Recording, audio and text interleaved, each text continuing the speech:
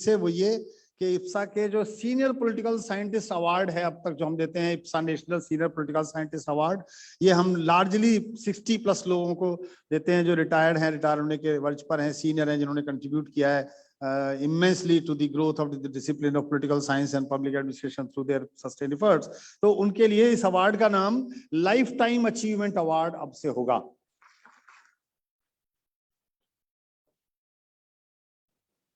तीसरा, जो membership fees है, 2011 में लखनऊ कॉन्फ्रेंस में ये बात आई थी कि मेंबरशिप फीस उस समय 1000 रुपीज थी। आप में से जिन मित्रों ने 2011 की लखनऊ कॉन्फ्रेंस अटेंड की होगी उनको याद होगा, हमारे उस समय के प्रेसिडेंट प्रोफेसर सीपी बर्थवाल ने उसका प्रस्ताव किया था कि इसे 5000 कर दिया जाए 1000 से, और उस समय सेक्रेटरी के नाते मैंने उनका विरोध किया था और कहा था इसे 5000 बहुत ज्यादा हो जाएगा, हम इसे ग्रेजुअली बढ़ाएं।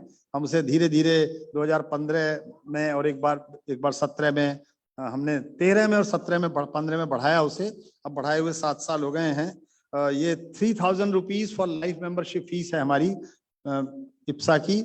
एग्जीक्यूटिव की ओर से काफी विचार विमर्श करके प्रस्ताव आया कि अब इसे 6000 रुपीज लाइफ टाइम फीस कर दिया जाए। एक और विषय है, वो है Indian journal of political science का और हिंदी जर्नल का सब्सक्रिप्शन।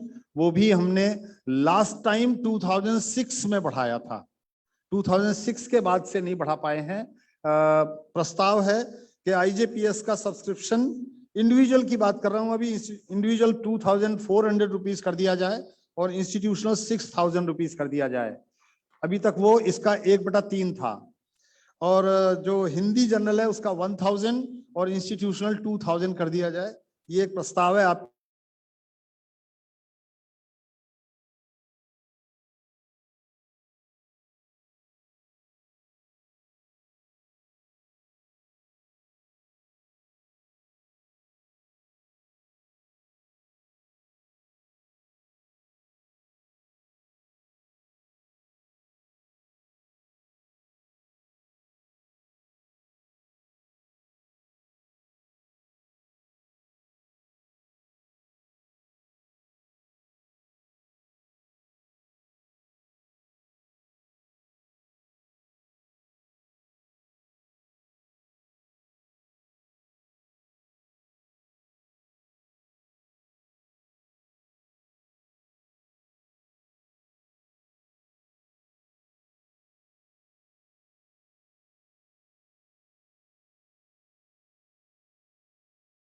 मैं आपको कुछ बातें, बहुत विस्तार में नहीं जा सकता, मंत्री जी आ गए हैं, कार्यक्रम प्रारंभ करना है, वैलिडिटी होना है, हम ऑलरेडी 20-25 मिनट लेट हैं। स्थिति यह है, मैं बहुत संक्षेप में आपको बता सकता हूं। 2018 की कॉन्फ्रेंस में जब बजट मैंने प्रस्तुत किया था तो हम करीब 2,62,339 रुपए के माइनस में थे। हालांकि मेरे एसेट्स में उस समय 37 लाख रुपीज फिक्स डिपॉजिट के रूप में थे, तो दैट वे करीब करीब 34.5 लाख हमारे पास था। आज हमारे सारे खर्चे और आमदनी मिलाकर हमने करीब 23,74,000 रुपए हमें कुल आए हैं और हमने करीब करीब 26,86,000 रुपए खर्च किए हैं। तो अभी भी हम माइनस 3.25 लाख रुपए में हैं। हाँ, एक प्लस पॉइंट है कि वो जो 37 लाख की एफडी थी अब वो 50 लाख की एफडी है। तो इसलिए इप्सा की फाइनेंशियल पोजीशन को ध्यान में रखते हुए इनमें कुछ वृद्धि करनी हमारे लिए आवश्यक थी। लास्ट बात कहता हूं, इप्सा की वेबसाइट हमने अपडेट की है। बहुत सारे लोगों के नाम, पते, सब एड्रेसेस बहुत पुराने हैं, वे बदले नहीं गए हैं। हमें हर एक के बारे में पता होना, उनके एड्रेस के बारे में पता होना फिजिकली ह्यूमनली पॉसिबल नहीं है। बहुत सारे लोगों को मैंने कहा, इन 4,500 लोगों में 3,000 लोगों को मैं नाम से जानता हूं, लेकिन उनके एड्रेस जानना मेरे लिए संभव नहीं है। तो मैं सबसे रिक्वेस्ट करता हूं कि वो वेबसाइट पर जरूर जाएं। वहां हमने एक पोर्टल में एक कॉलम बनाया हुआ है, बाकायदा एक फॉर्म बनाया हुआ है जिसमें आप जो जानकारी देना चाहते हैं उनके बारे में उसे अपडेट कर सकें, सो दैट के इप्सा की वेबसाइट और अधिक आपके काम की हो सके। एक बार फिर जब धन्यवाद ज्ञापन के लिए आऊंगा तब आपसे पुनः बात करूंगा। धन्यवाद।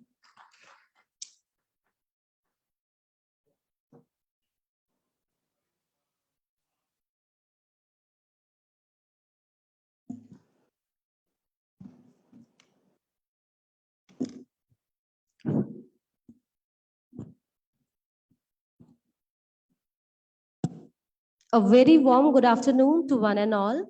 As the saying goes, all good things come to an end. So is the 59th All India Political Science Conference. Myself, Dr. Ansuya Nain, Zonal Secretary North, on behalf of Indian Political Science Association, welcomes you all, our distinguished guests on the dais and delegates to this valedictory function of 59th All India Political Science Conference and International Seminar on Global Rise of Incredible India, organized by Indian Political Science Association and University of Science and Technology, Meghalaya. For the floral welcome of the guest, may I request Professor Sushma Yadav to come on stage to welcome Dr. Ranoj Pegu. The Honorable Education Minister of the Government of Assam.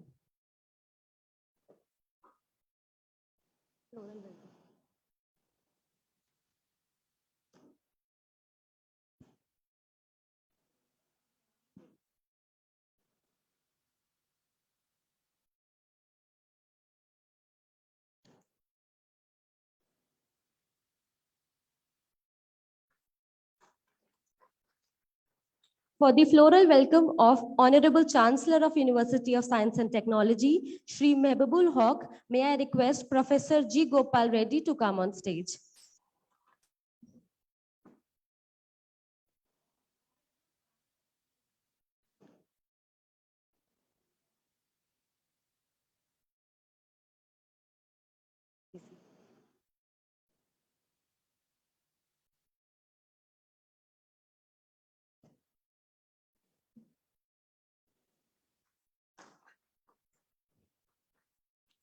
For the floral welcome of Professor D. Ravinder, may I request Professor R. Thandavan to come to dais. Professor R. Thandavan.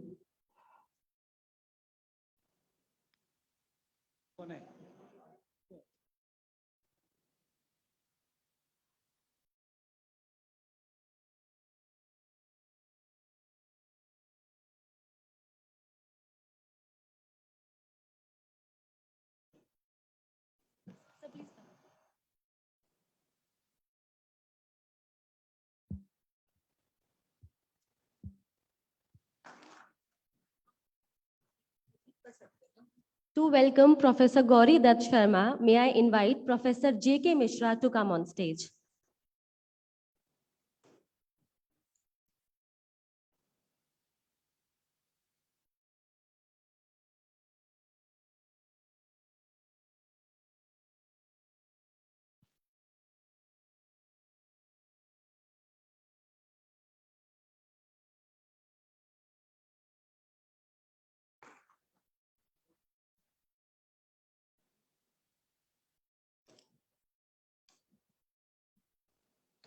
To felicitate Honorable President IPSA, Professor Shanti Shri Pandit, may I request Professor Gitanjali Das to come forward.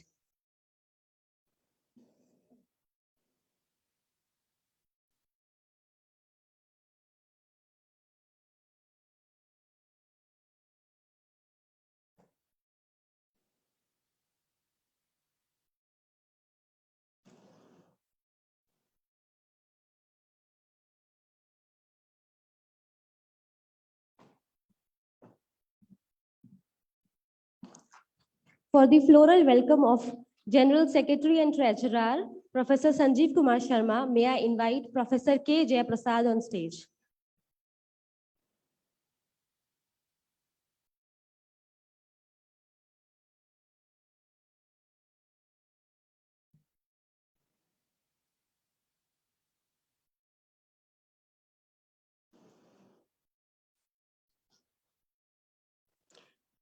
For the floral welcome of Lieutenant General Jamruddin Shah, may I request Professor Manas Chakrabarti on stage.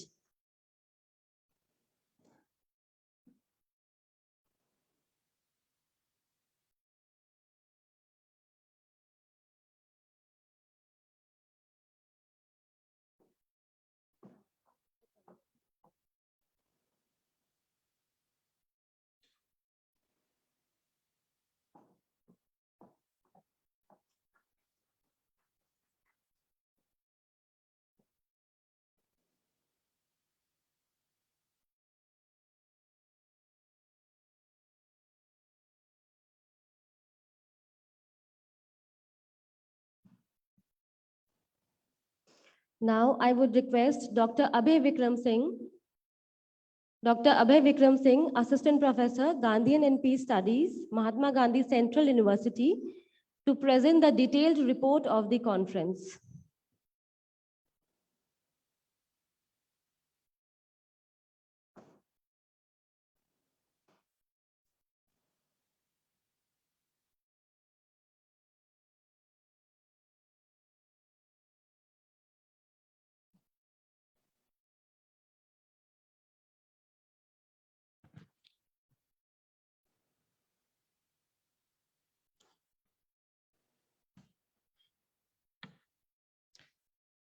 धन्यवाद Anusuiya ma'am.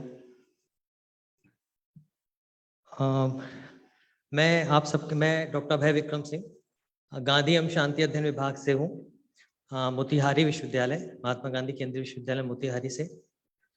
आप सबके सामने इस 2 दिवसीय संगोष्ठी की report प्रस्तुत करने के लिए आपके सामने प्रस्तुत हुआ हूँ। लेकिन मैं प्रस्तुत करूँ उससे पहले संजीव सर की आज्ञा से एक बात कह रहा हूँ कि ये रिपोर्ट जो रिपोर्टियर है उन्होंने बनाई है, उसके लिए मैं उनका धन्यवाद देता हूं।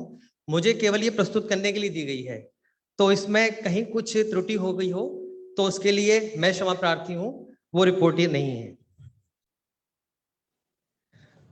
The 59th IPSA conference began with the facilitation by the Chancellor of the University and a Shobha Yatra showcasing the vibrant culture of the northeastern part of India.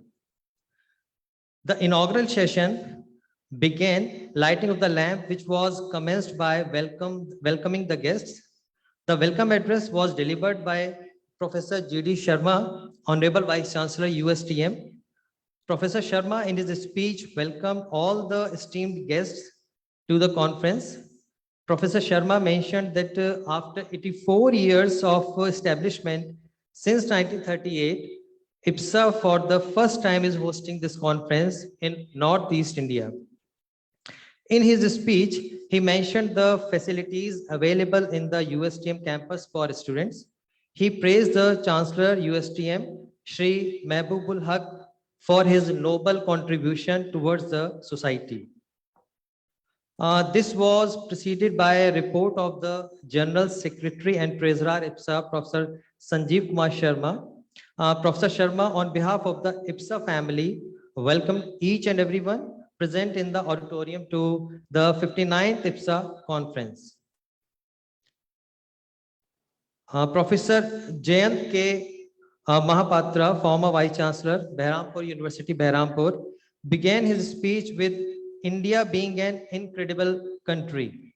He quoted, "India was incredible, India is incredible, India will be incredible in the coming centuries." He also talked about how to sustain India as a recognized and powerful economy. Professor Nani Gopal Mahanta, Academic Advisor, Government of Assam, Guwahati, began his speech with talking about the Northeast region. He quoted that there are more than 270 ethnic groups in Northeast India and more than 180 languages are spoken here. It is a hub for the researchers of political science and social sciences. Professor Thandwan, former Vice Chancellor, University of Madras, former President IPSA, in his speech said that India is the oldest civilization in the world.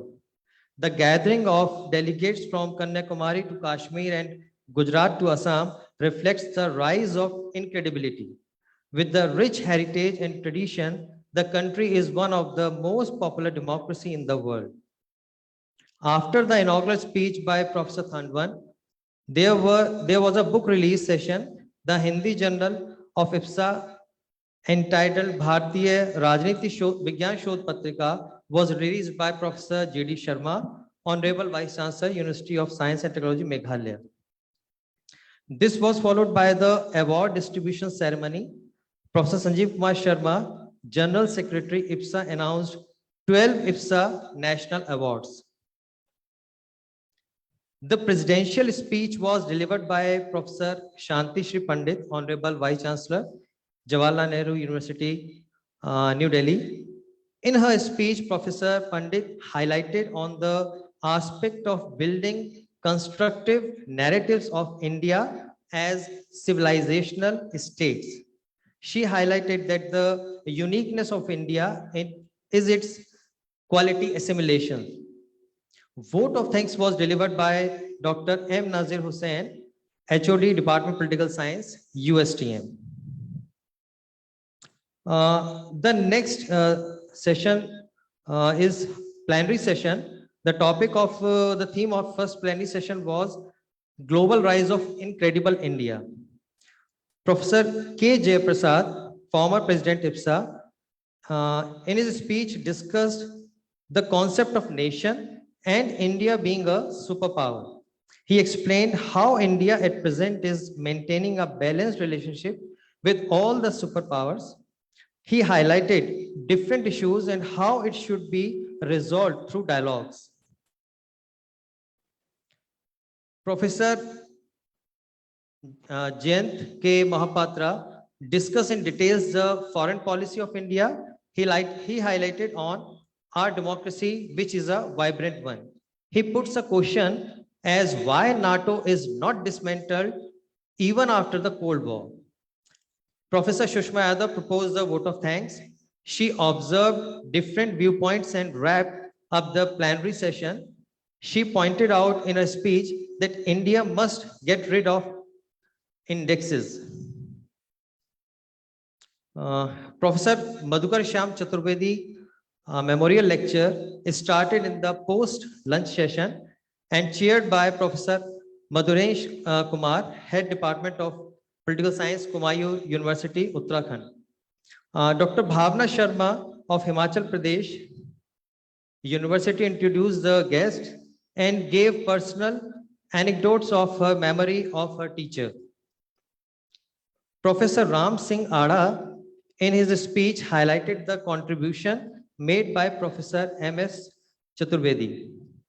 Professor Sanjay Bhardwaj sir from JNU spoke about the liberal approach of international relations and the contribution made by late Professor Chaturvedi in the field of the promotion of education.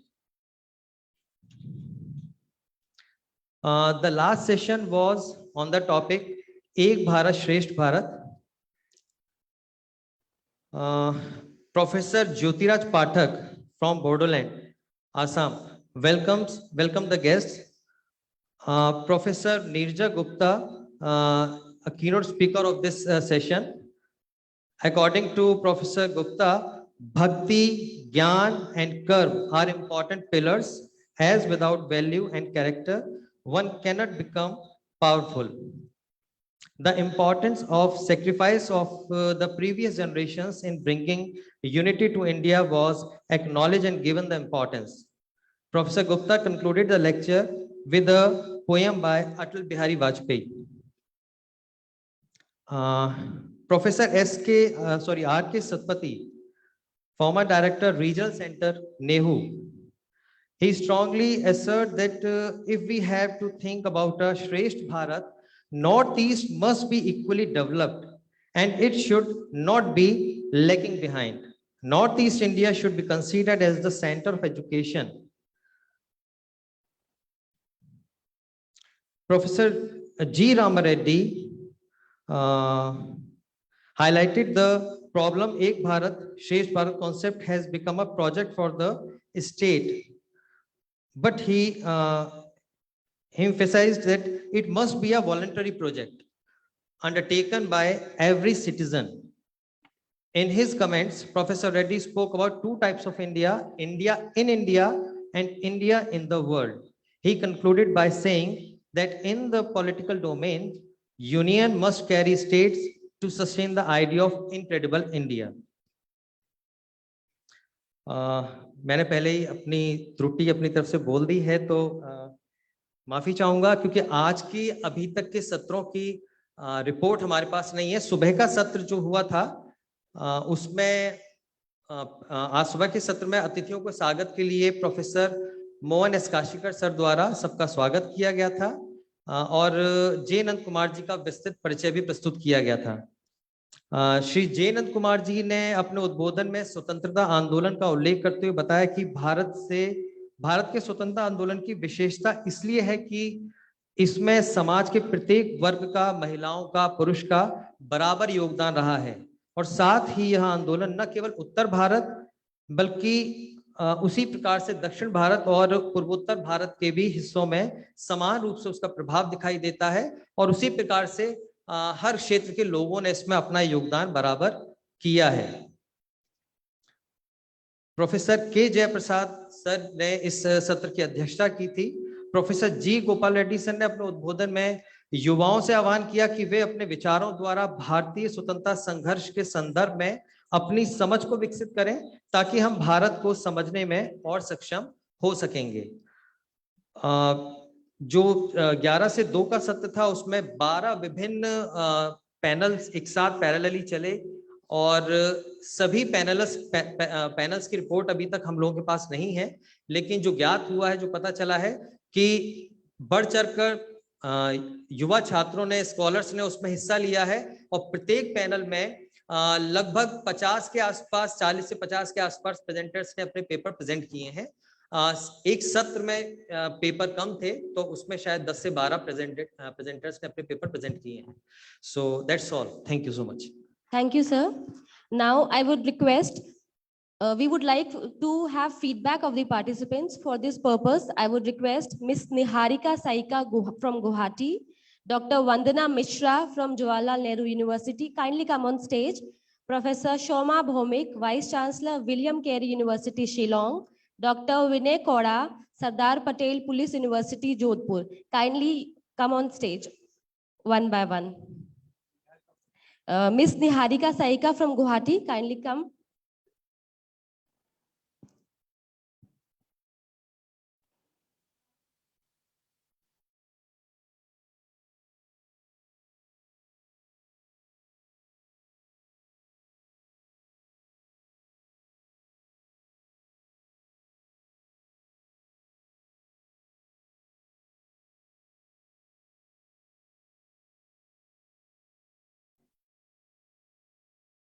A very good evening to everyone present here.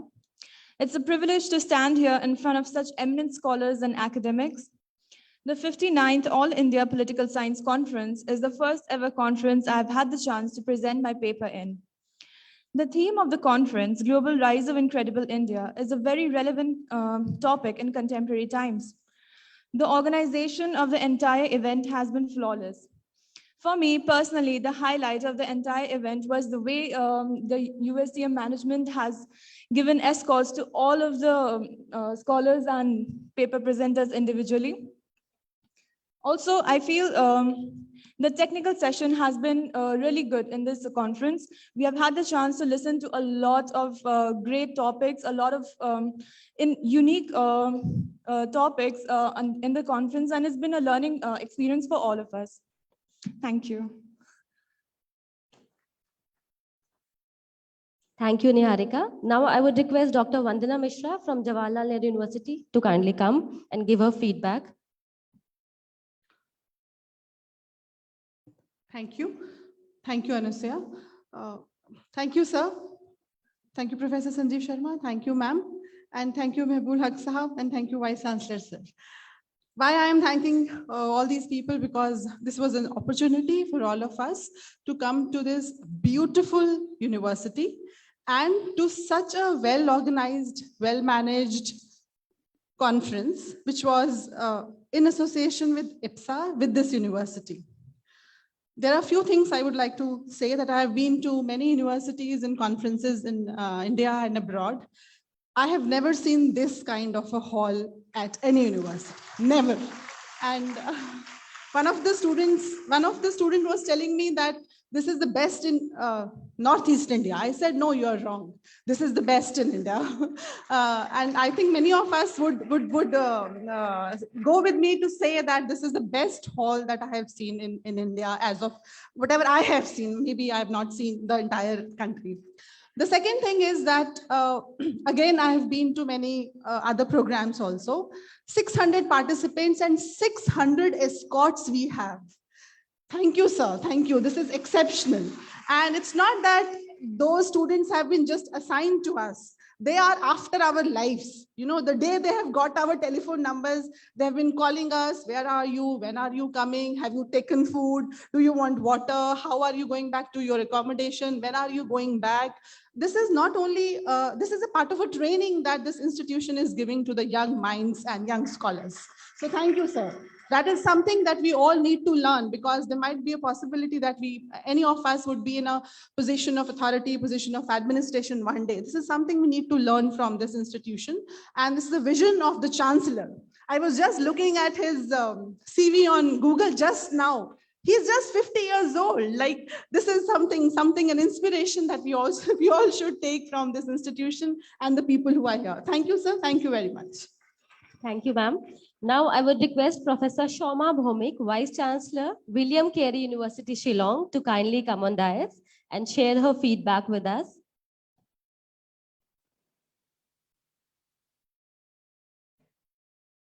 Good evening, everybody. It's a moment of pride. It's a moment of pride because I'm taking part in this conference. I mean, Dr. Vandana Mishra has spoken everything that I had to say. I'm not going to repeat myself. In fact, very truly, the volunteers are after our lives with their hospitality. It's truly incredible. In fact, sir, the training that you are giving your students, this is a part of Incredible India. Thank you so much. Thank you, ma'am. Now I would request Dr. Vinay Kora from Sardar Patel Police University, Jodhpur, to kindly come on the dais and share his valuable inputs with us.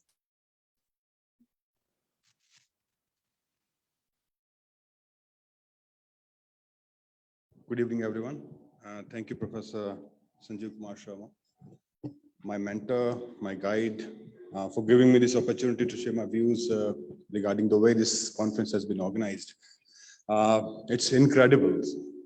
Just like this theme of the conference, it gels so flawlessly. The way the organizers, the local host, organized this conference has been beautifully organized. Starting from the day one when the conference was announced and the registration process began. So the local host along with the organizers, so they started their work very methodically and very systematically. So the transportation from railway station to airport back to the place where we are staying, the accommodation was great, and from the venue we are staying to this university, it was beautifully organized. The cultural program was also great. And we really got to know, got to understand, and got to see this vibrant culture of Northeast India. And all this, the Seven Sisters, how colorful, how vibrant the whole region is. The food was also good, and we loved the chokha, especially this Assam food. And I personally liked Mishti Doi very much. And we used to have so many discussion during the food. So this is the highlight of this conference. Besides that, the way, I mean, at the cost of repeating myself, I would say this hall is great, and all the professors here, the teachers, the student volunteers, their behavior was very, very professional, very welcoming, and they conducted themselves brilliantly. Thank you so much. Thank you, sir. Now I would request Shri Mehbubul Haq, Honorable Chancellor of University of Science and Technology, to deliver his welcome address. Shri Mehbubul Haq is the Honorable Chancellor of the University and Chairman of the Education Research and Development Foundation. He is an accomplished educational entrepreneur. He has founded more than half a dozen educational institutions. He has been honored with many prestigious awards, including Shiksha Acharya Award 2019 of Assam Sahitya Sabha. Shri Mehbubul Haq, please. Good evening to everyone. Honorable Education Minister of Assam, Dr. Anuj Pegu sir, who is the chief guest of this great evening. President of IPSA, Honorable Vice Chancellor of Jawaharlal Nehru University, General Secretary of IPSA, Professor Sanjeev Kumar Sharma, esteemed former Vice Chancellor of Aligarh Muslim University, Lieutenant General Zamiruddin Shah, Professor Dr. D. Ravinder, Vice Chancellor of Osmania University, our own esteemed Vice Chancellor, Professor G.D. Sharma sir, many eminent former Vice Chancellors and present Vice Chancellors, and many mentor of mentors who are sitting across the dais, research scholars, our faculty members, students, and administrative staff. By your presence, really, we are blessed. We are feeling that really we are blessed by your presence. You are giving your feedback, but the most beneficiaries of this great program is the USTM family. Our students have learned many things. We have not taken any feedback from the students. Certainly, will be started from tomorrow onwards. And lots of inconveniences. Already I shared that we always think that any event, any mega event is a learning chapter for the organizer. So certainly we'll be learning many things. And please, if you are coming to Northeast, make another round to our campus in the coming days. I am very grateful today, the Honorable Education Minister, besides of his many schedules, many engagements, he agreed to come. Although he has physically not visited this campus, but he has delivered online speech in one of the occasions as a chief guest. And at that time, just after a pandemic, the hall was completely packed. Today, our few seats are vacant, sir. I am extremely sorry because of many reasons, as it was Sunday. Otherwise, our students, even they never get any full accommodation here. We have more than 5,000 students in this campus. So all the eminent professors from various universities, I already told that it is a very unique program for this university. We had in the past many such events, but this program is a very unique one, that you are all from academic fraternity and from political science. I am jealously tell that the political science department is now a very progressive department in the university. They are very much lucky. Students and faculty, they are very much lucky because they got many mentors from their own area. One of the professors is sitting in the front from Jawaharlal Nehru University. Just he was sharing me with, and one of the professor, just she has shared his experience. And you know, JNU is the heart of all academicians in our country. JNU always comes first in any kind of ranking we are knowing. So if we are listening that people of family of JNU is sharing that positive, certainly we'll be trying our level best in the coming days to make, and we'll follow the footsteps of Jawaharlal Nehru University in the coming days. Madam has shared more than 1 hour in our IQAC office, and Madam is just with a joke, she is telling that if you are running the university like this and your IQSF like this, then we'll be getting C grade, you will be getting A grade only. So it is not like that, Madam, it is because of academic excellence, and all the past 2 vice chancellors and present by UGC chairman is also visited.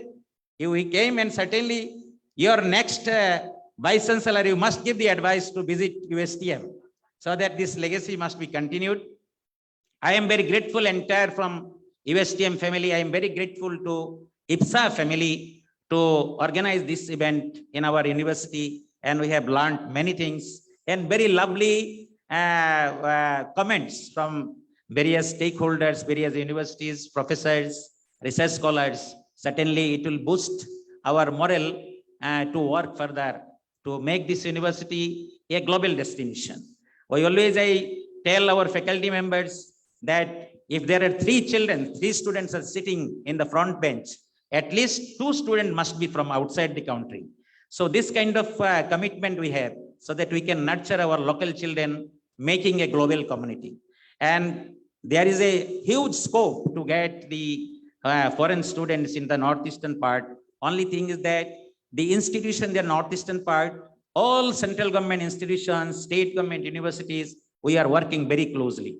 We don't have any feeling that we are a private institutions. We have a MOU with Tezpur University, Guwahati University, all such institutions, and we are very closely. Only thing is that universities of Northeast must work aggressively. The people, all the participants, our students, their examination is going on, they are very busy. But within 3 days, they have performed, they have prepared themselves and performed. And you were so, after seeing that you have shared your experience, that it was amazing. But if we get 10 days time, our students we can show better than yesterday, whatever they performed yesterday. So we have a lots of potential in the northeastern region. We have a biodiversity hotspot. We have anti-greenery. We have a culturally rich region. But probably our universities and institutions, we are not working according to the expectation of the stakeholders. So it is our duty to work and follow the footsteps of all the good institutions.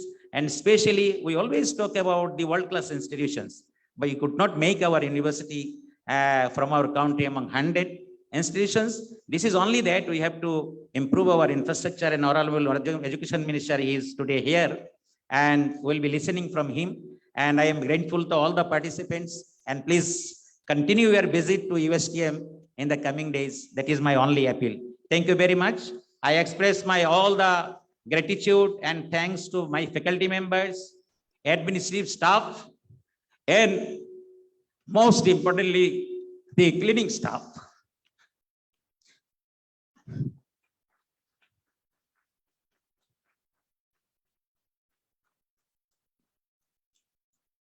मुझे सबसे ज्यादा feedback मिला campus clean है।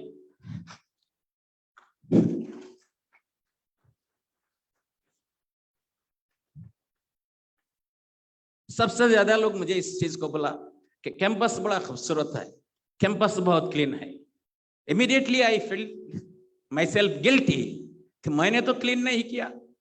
Who have cleaned it? They are this humble people. They are working with us. Probably you are taking food, but you have seen the tribal people from the local area. They were cleaning. They are cleaning. I am worried only for these people. Whether we will run this university at neighboring people only clean. This kind of university we are not interested to run.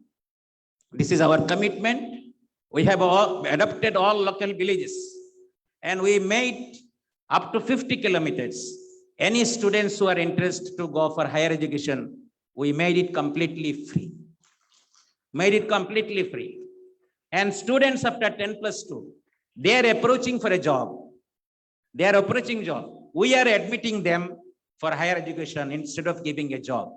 This way we are trying, and hopefully by next 5 years, you will find that people in and around, they are all highly educated. We don't have any boundary. In last 10 years, इस campus में कोई चोरी नहीं हुआ. The people are honest like this. We don't have a boundary. The gate you have seen that has been constructed just before 1 year. There was no gate in this campus. The people are so honest, but there is no guidance. There is no job. The people are only busy with three, four kinds of assignments, either earth cutting plants, or the crusher machine. These are the few means these people are doing. So I must say we are this university in Bharat, not in India. If you just go 1 kilometer on national highway, you will see a different world. But if you go inside another 1 kilometer, you will think that you are in a different world. So educational institution should not be confined with the classroom. We have to go out with our knowledge and we have to transform the society. I think this is my appeal to all the academic community you are present here. I got a golden opportunity to share my feelings because we, the academic people, if we think that we are only for teaching learning process, then society cannot be transformed. So it is our another commitment that we must be the part of social transformation. Thank you very much. Thank you, sir. To deliver his address in the 59th All India Political Science Conference, may I request Dr. Ranej Pegu on the dais. Dr. Ranej Pegu is the Honorable Minister of Education, Government of Assam. He is very kind to spare his valuable time for this valedictory function. We have privilege to have him in this event. Dr. Ranej Pegu, please.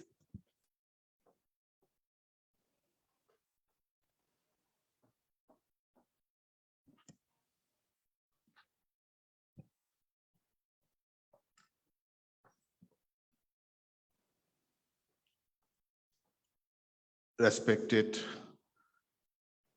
President of IPSA, Professor Santisri, President Pandit, the Vice Chancellor of Jawaharlal Nehru University, and respected General Secretary of IPSA, Professor Sanjeev Kumar Sharma, respected Mahbubul Haq, the Chancellor of USTM, Professor Gauri Dutt Sharma, the Vice Chancellor of USTM, respected Professor D. Ravinder, Vice Chancellor of Osmania University, and respected Lieutenant General J. Shah, former Vice Chancellor of Aligarh University, and there are many Vice Chancellors, professors, all the respected dignitaries, and delegates coming from different universities and colleges and other educational institutions to participate in this IPSA conference, faculty members of USTM, students, and other guests, namaskar. And I thank very much the IPSA organization for inviting me as chief guest to this valedictory function of the 59th session of the association. And I also thank Mahbubul Haq, G.D. Sharma, and other members of USTM for inviting me here. This is a very good experience. My chief minister has already visited USTM and told me about this institute, this university. My advisor to the education department, Dr. Noni Gopal Mohanto, he frequents to this university and tells me about its achievements. But for me, it was not possible till today. And thank you all for giving me this opportunity of visiting this university. I have a special thanks for a special reason. Government of Assam, we have taken a decision in our cabinet. The felicitation, it eats up lots of time in our events. So we have decided to do away with the felicitation among ourselves with Gamsa, Sarai, and all. We are allowed to do felicitate a dignitary, is a person when he is a guest. And we otherwise straight away start our business, start our meeting. And today in this event, I've been given a small gift, a plant in a pot. And this is a very good gesture, and this is a good trend. Everyone should adopt it. Time is very valuable. And I have been given a plant called I think we call it snack plant because it looks like a snack. It has another name, St. George Sword. It has another name that is not a good name, mother-in-law's tongue.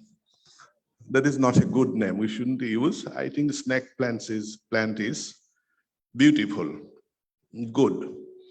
And this is air purifying plant. Now, at the time when we are talking about carbon credit and all, plantation is very important. Afforestation is very important. Before coming to this hall, Mahbubul Haq, in his battery car, I had a chance to tour the campus of this university. And I can predict after 5 years, the greenery will be more verdant, more brilliant. I simply suggested a good initiative, keep on plantation, but there should be more avenue plants to add colors to the environment.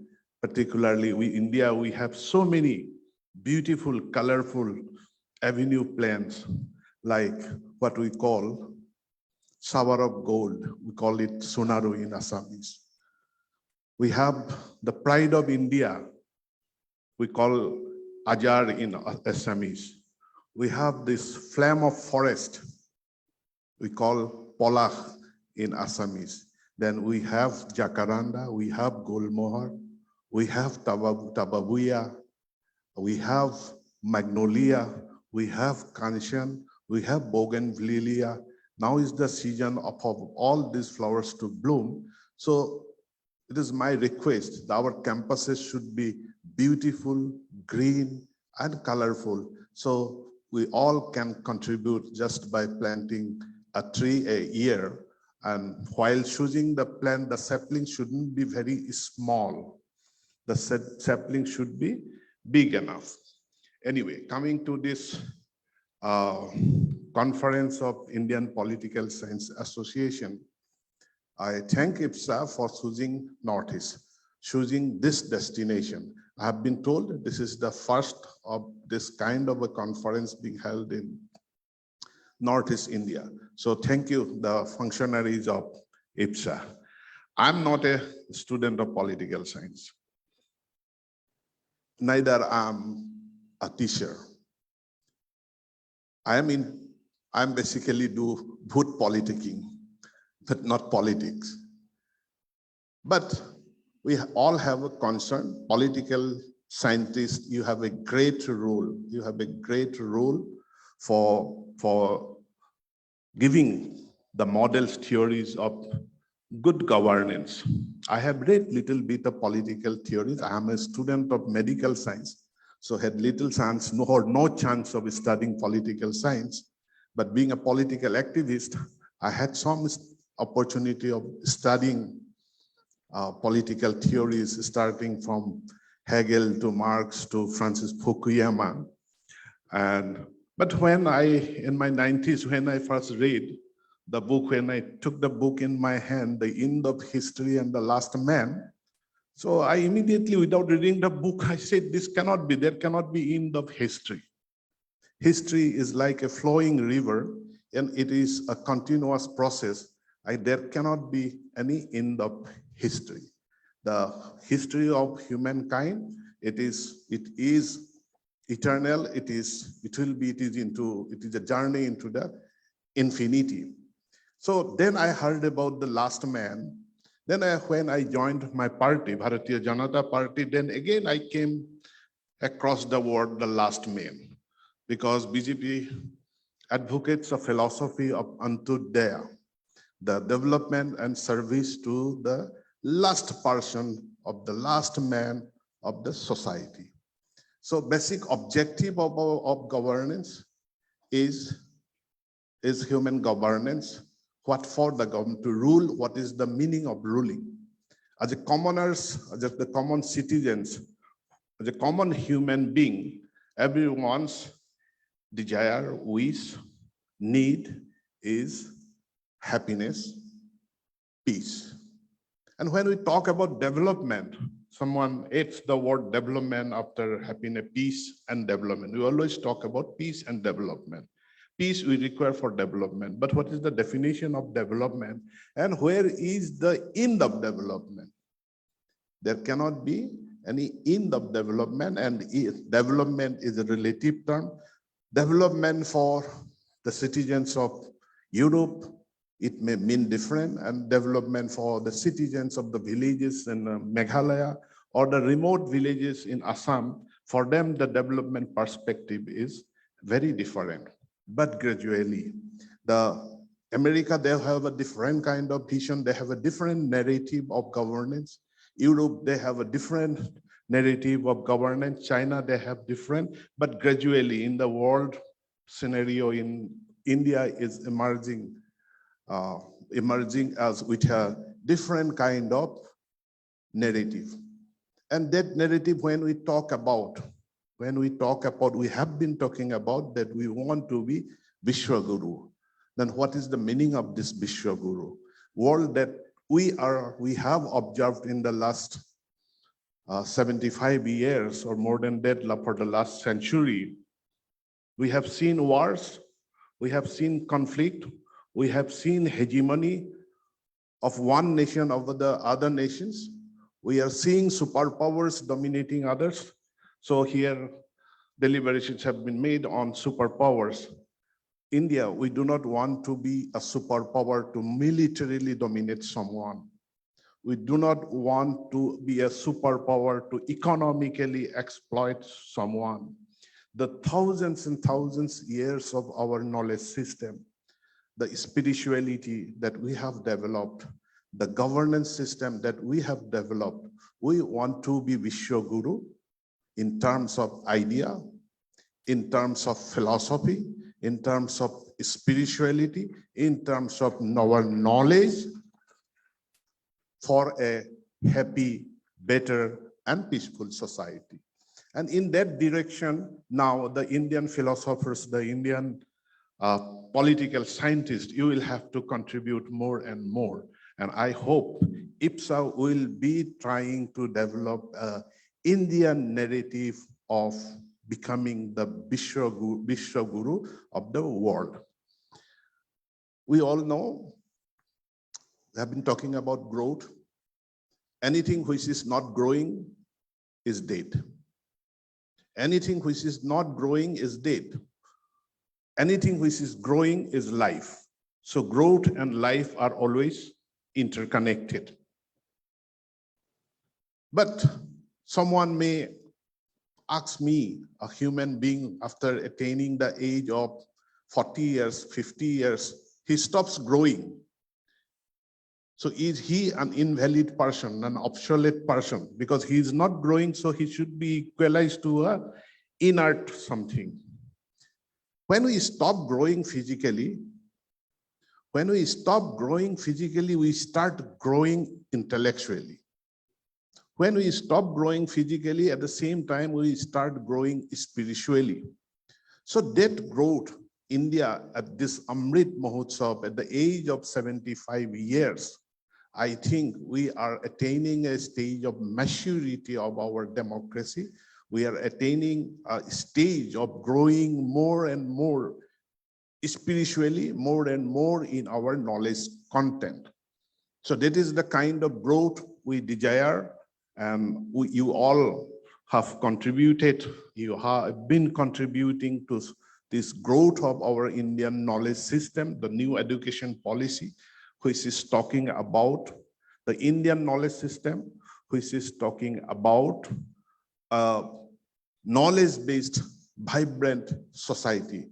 And I hope all of you, the members of IPSA, you will be contributing in greatly towards making the India truly knowledge-based, vibrant society. Coming lastly to my Northeast, I thank Professor Mahbubul Haq for building this beautiful university, beautiful infrastructure here, just close to Guwahati. Indeed, such an university, such an academy, such an atmosphere is a example, is a model to learn and model to be replicated. Recently, few days back, I visited Barak Valley and visited one women college established by Mahbubul Haq's foundation, their society. And he is emphasizing on women education. That is a matter of matter of concern, matter of good thing that he is doing. He is promoting women education, and from USTM also, this will be further, I hope, promoted.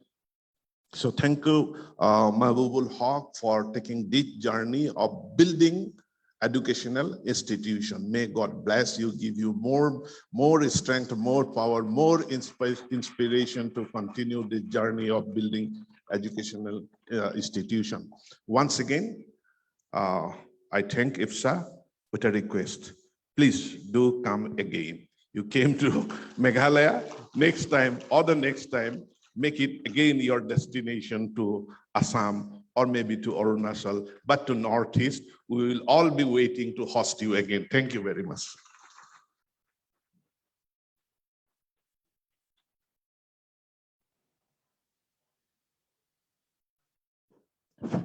Thank you, sir.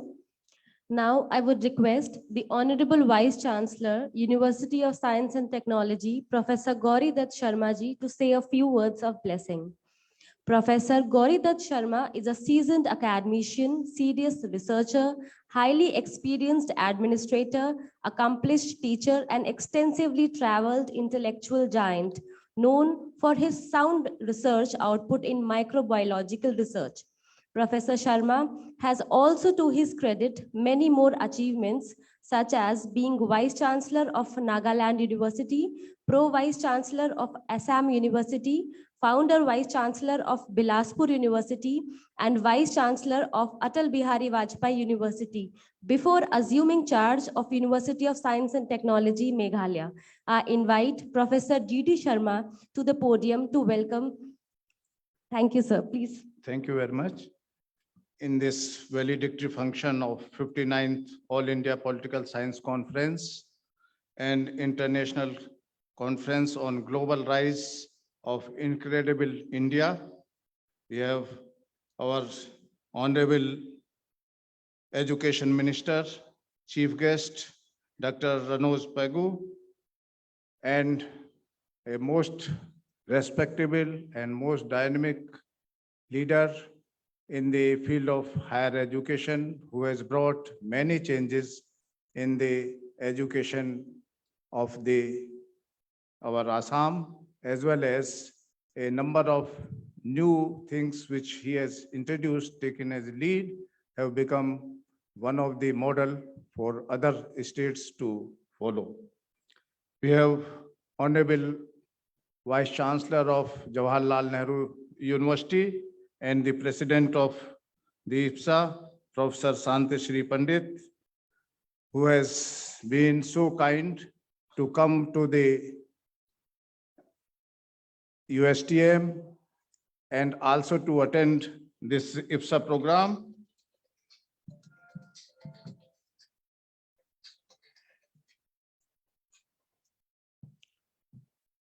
We have Professor Sanjeev Kumar Sharma, General Secretary of IPSA and Honorable Vice Chancellor of Mahatma Gandhi Central University, Motihari, a most dynamic leader and also a humble person, and a person who has not only contributed significantly in political science, but also in higher education in general.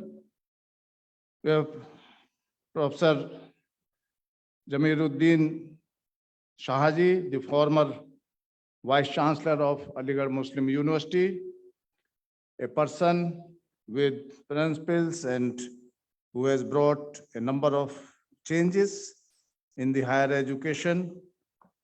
And also we have guest of honor, Professor D. Ravinderji, Honorable Vice Chancellor of Osmania University, Hyderabad, Telangana, And we have the most lovable, most respectable, our Honorable Chancellor, Shri Mehboob Haq. All respected Vice Chancellors from different universities who have come to attend this 59th IPSA conference. Also the former Vice Chancellor, former President, Vice President of IPSA, all our respected HODs, deans, and the respected galaxies of the delegates from different parts of country, all respected deans, HODs of USTM, faculty members, officers, and dear students. In fact, it is a great honor to extend a very hearty, very warm welcome to this valedictory function. How these 2 days deliberations have taken place and how these different aspects of whether it is Ek Bharat Shresth Bharat or Azadi Ka Amrit Mahotsav, or on the different aspects of political thoughts of our country have taken place. They have also been very, very motivating and also giving positive energy to our students, faculty members of the political science department, which is one of the youngest department in the country. Especially what we have learned that through our political thoughts, how again we can regenerate the coexistence of different thoughts and also give them a new technological input to spread to world, and also how this coexistence can help the peace in the world. And that is only possible through the education.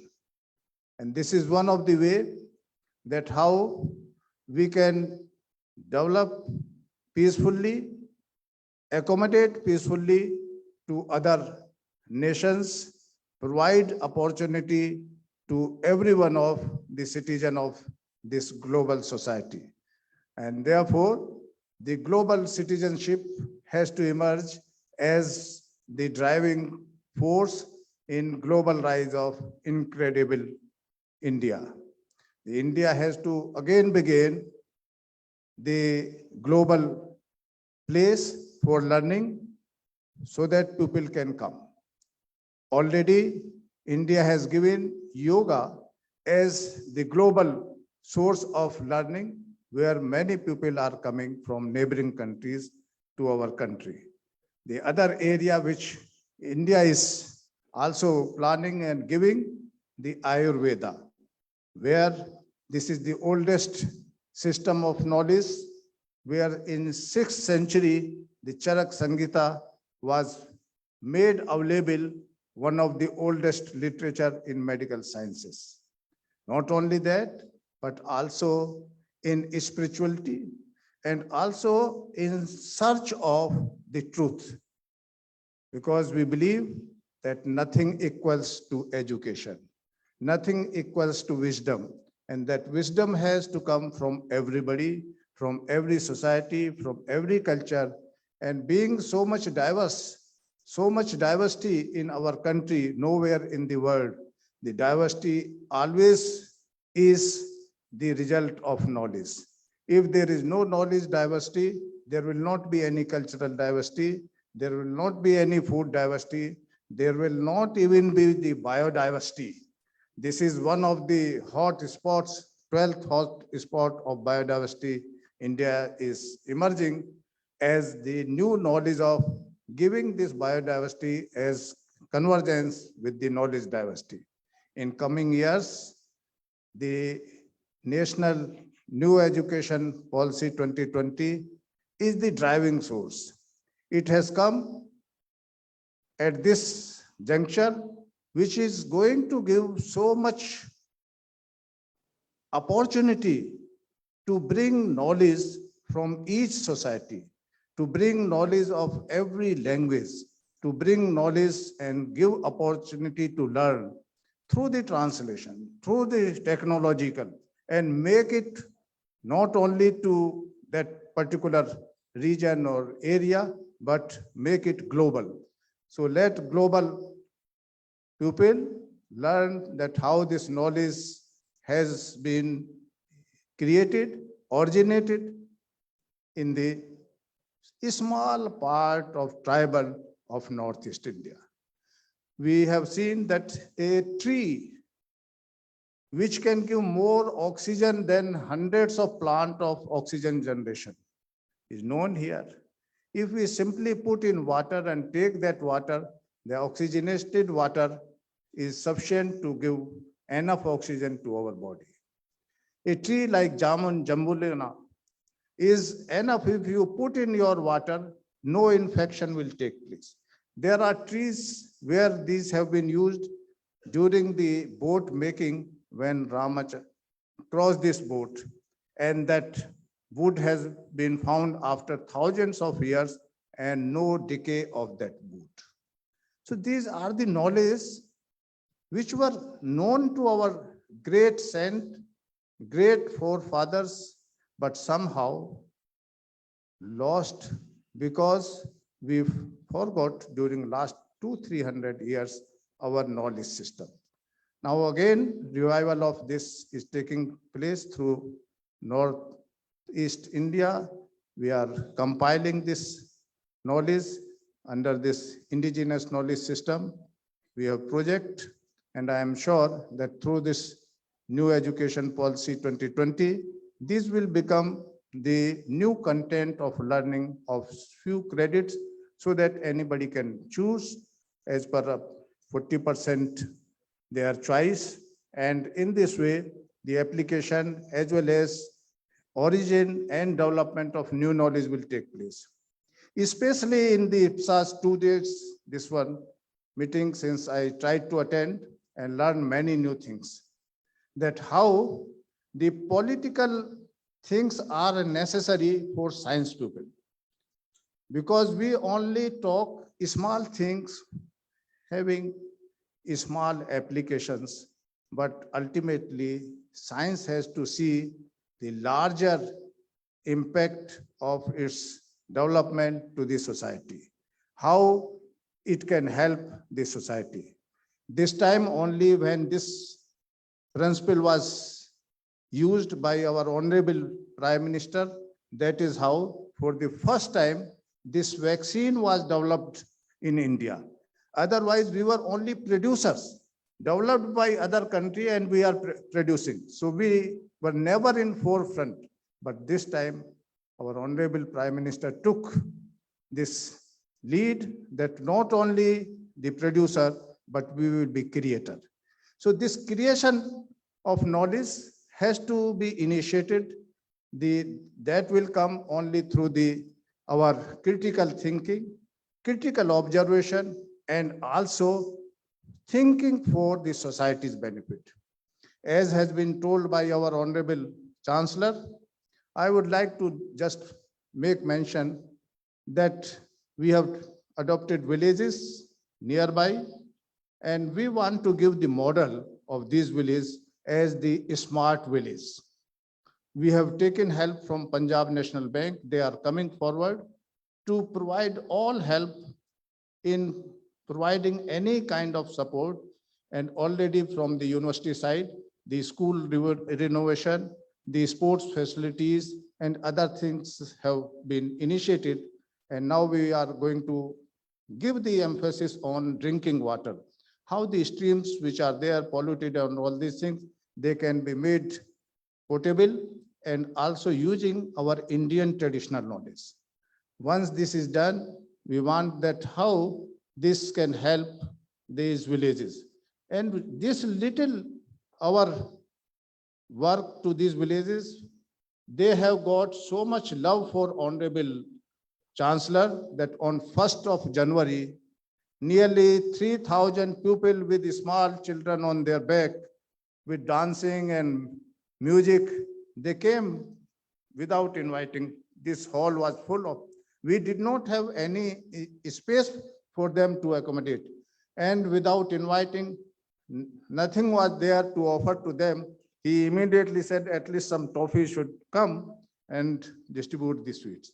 So you can see that how much love they have for this university, for our Honorable Chancellor, because he is a man who is thinking for them, for the society, and particularly the society which cannot think of higher education.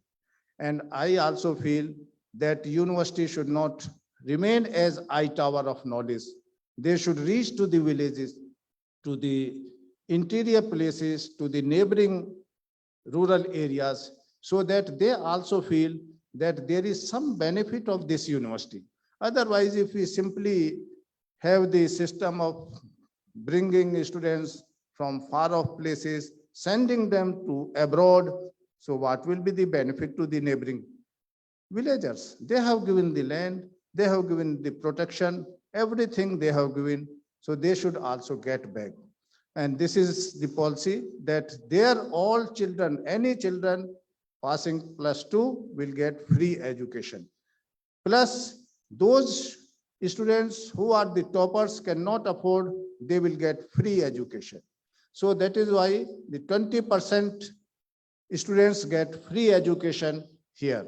Any student passing NET, you have seen nearly 80 students they have passed, their photographs are displayed.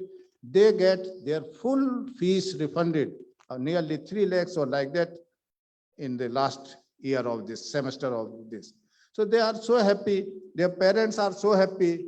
And the most important thing is that the girl student, more than 65%, and the parents are so happy that it is so safe campus for the girl student. You have already seen, we have more than 75% faculty members, and we are truly in spirit following the Meghalayan culture, where the ladies are the main, you see. They have very strong, they are very strong, not like any other place. Yes, because I have said, if a man lives here for 10 years, he will come down. So I think there should be compulsory scheme to send men of other parts for few time here, so that they see the power of women. Because so far we have power of women in our historic and all those things. Men does not have any power. So this IPSAS also, these 2 days deliberations have shown that now no such feeling in Azadi Ka Amrit Mahotsav. We have to also remember the role played by the women. In Chhattisgarh, when I was there, I have seen there also many women, they have fought the Britishers. You know the Bilaspur, how the name Bilaspur came. The Britishers, one Blasa girl, they took by force. And she jumped and could not be caught. They were searching. That is how Bilaspur means, the girl or the ladies who are so strong that nobody can have the courage to even touch to them. So this is the way in Meghalaya, this university is trying to empower our women through the education and to become the leader, especially to translate the government policy Act East. I am sure when the women of Northeast will take this lead through this political, their excellence, the policy will be easy to translate Act East policy, Government of India.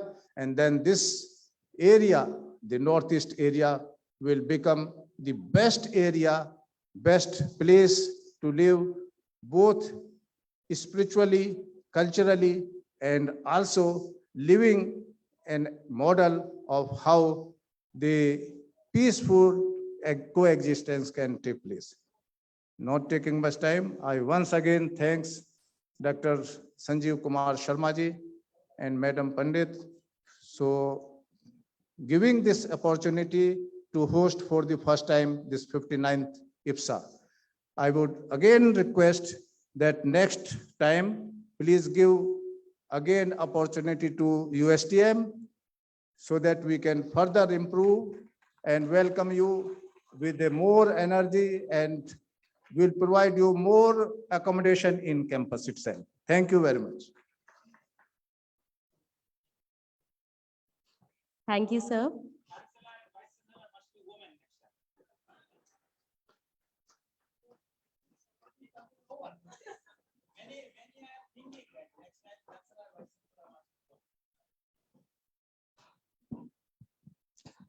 Now, I would request Professor D. Ravinder to kindly deliver the valedictory address. Professor D. Ravinder is a political scientist with a vision and a mission. He has published extensively and worked enthusiastically for social and political causes. He is presently Honorable Vice Chancellor of Osmania University, Hyderabad, Telangana. We are thankful to have him here for gracing the occasion.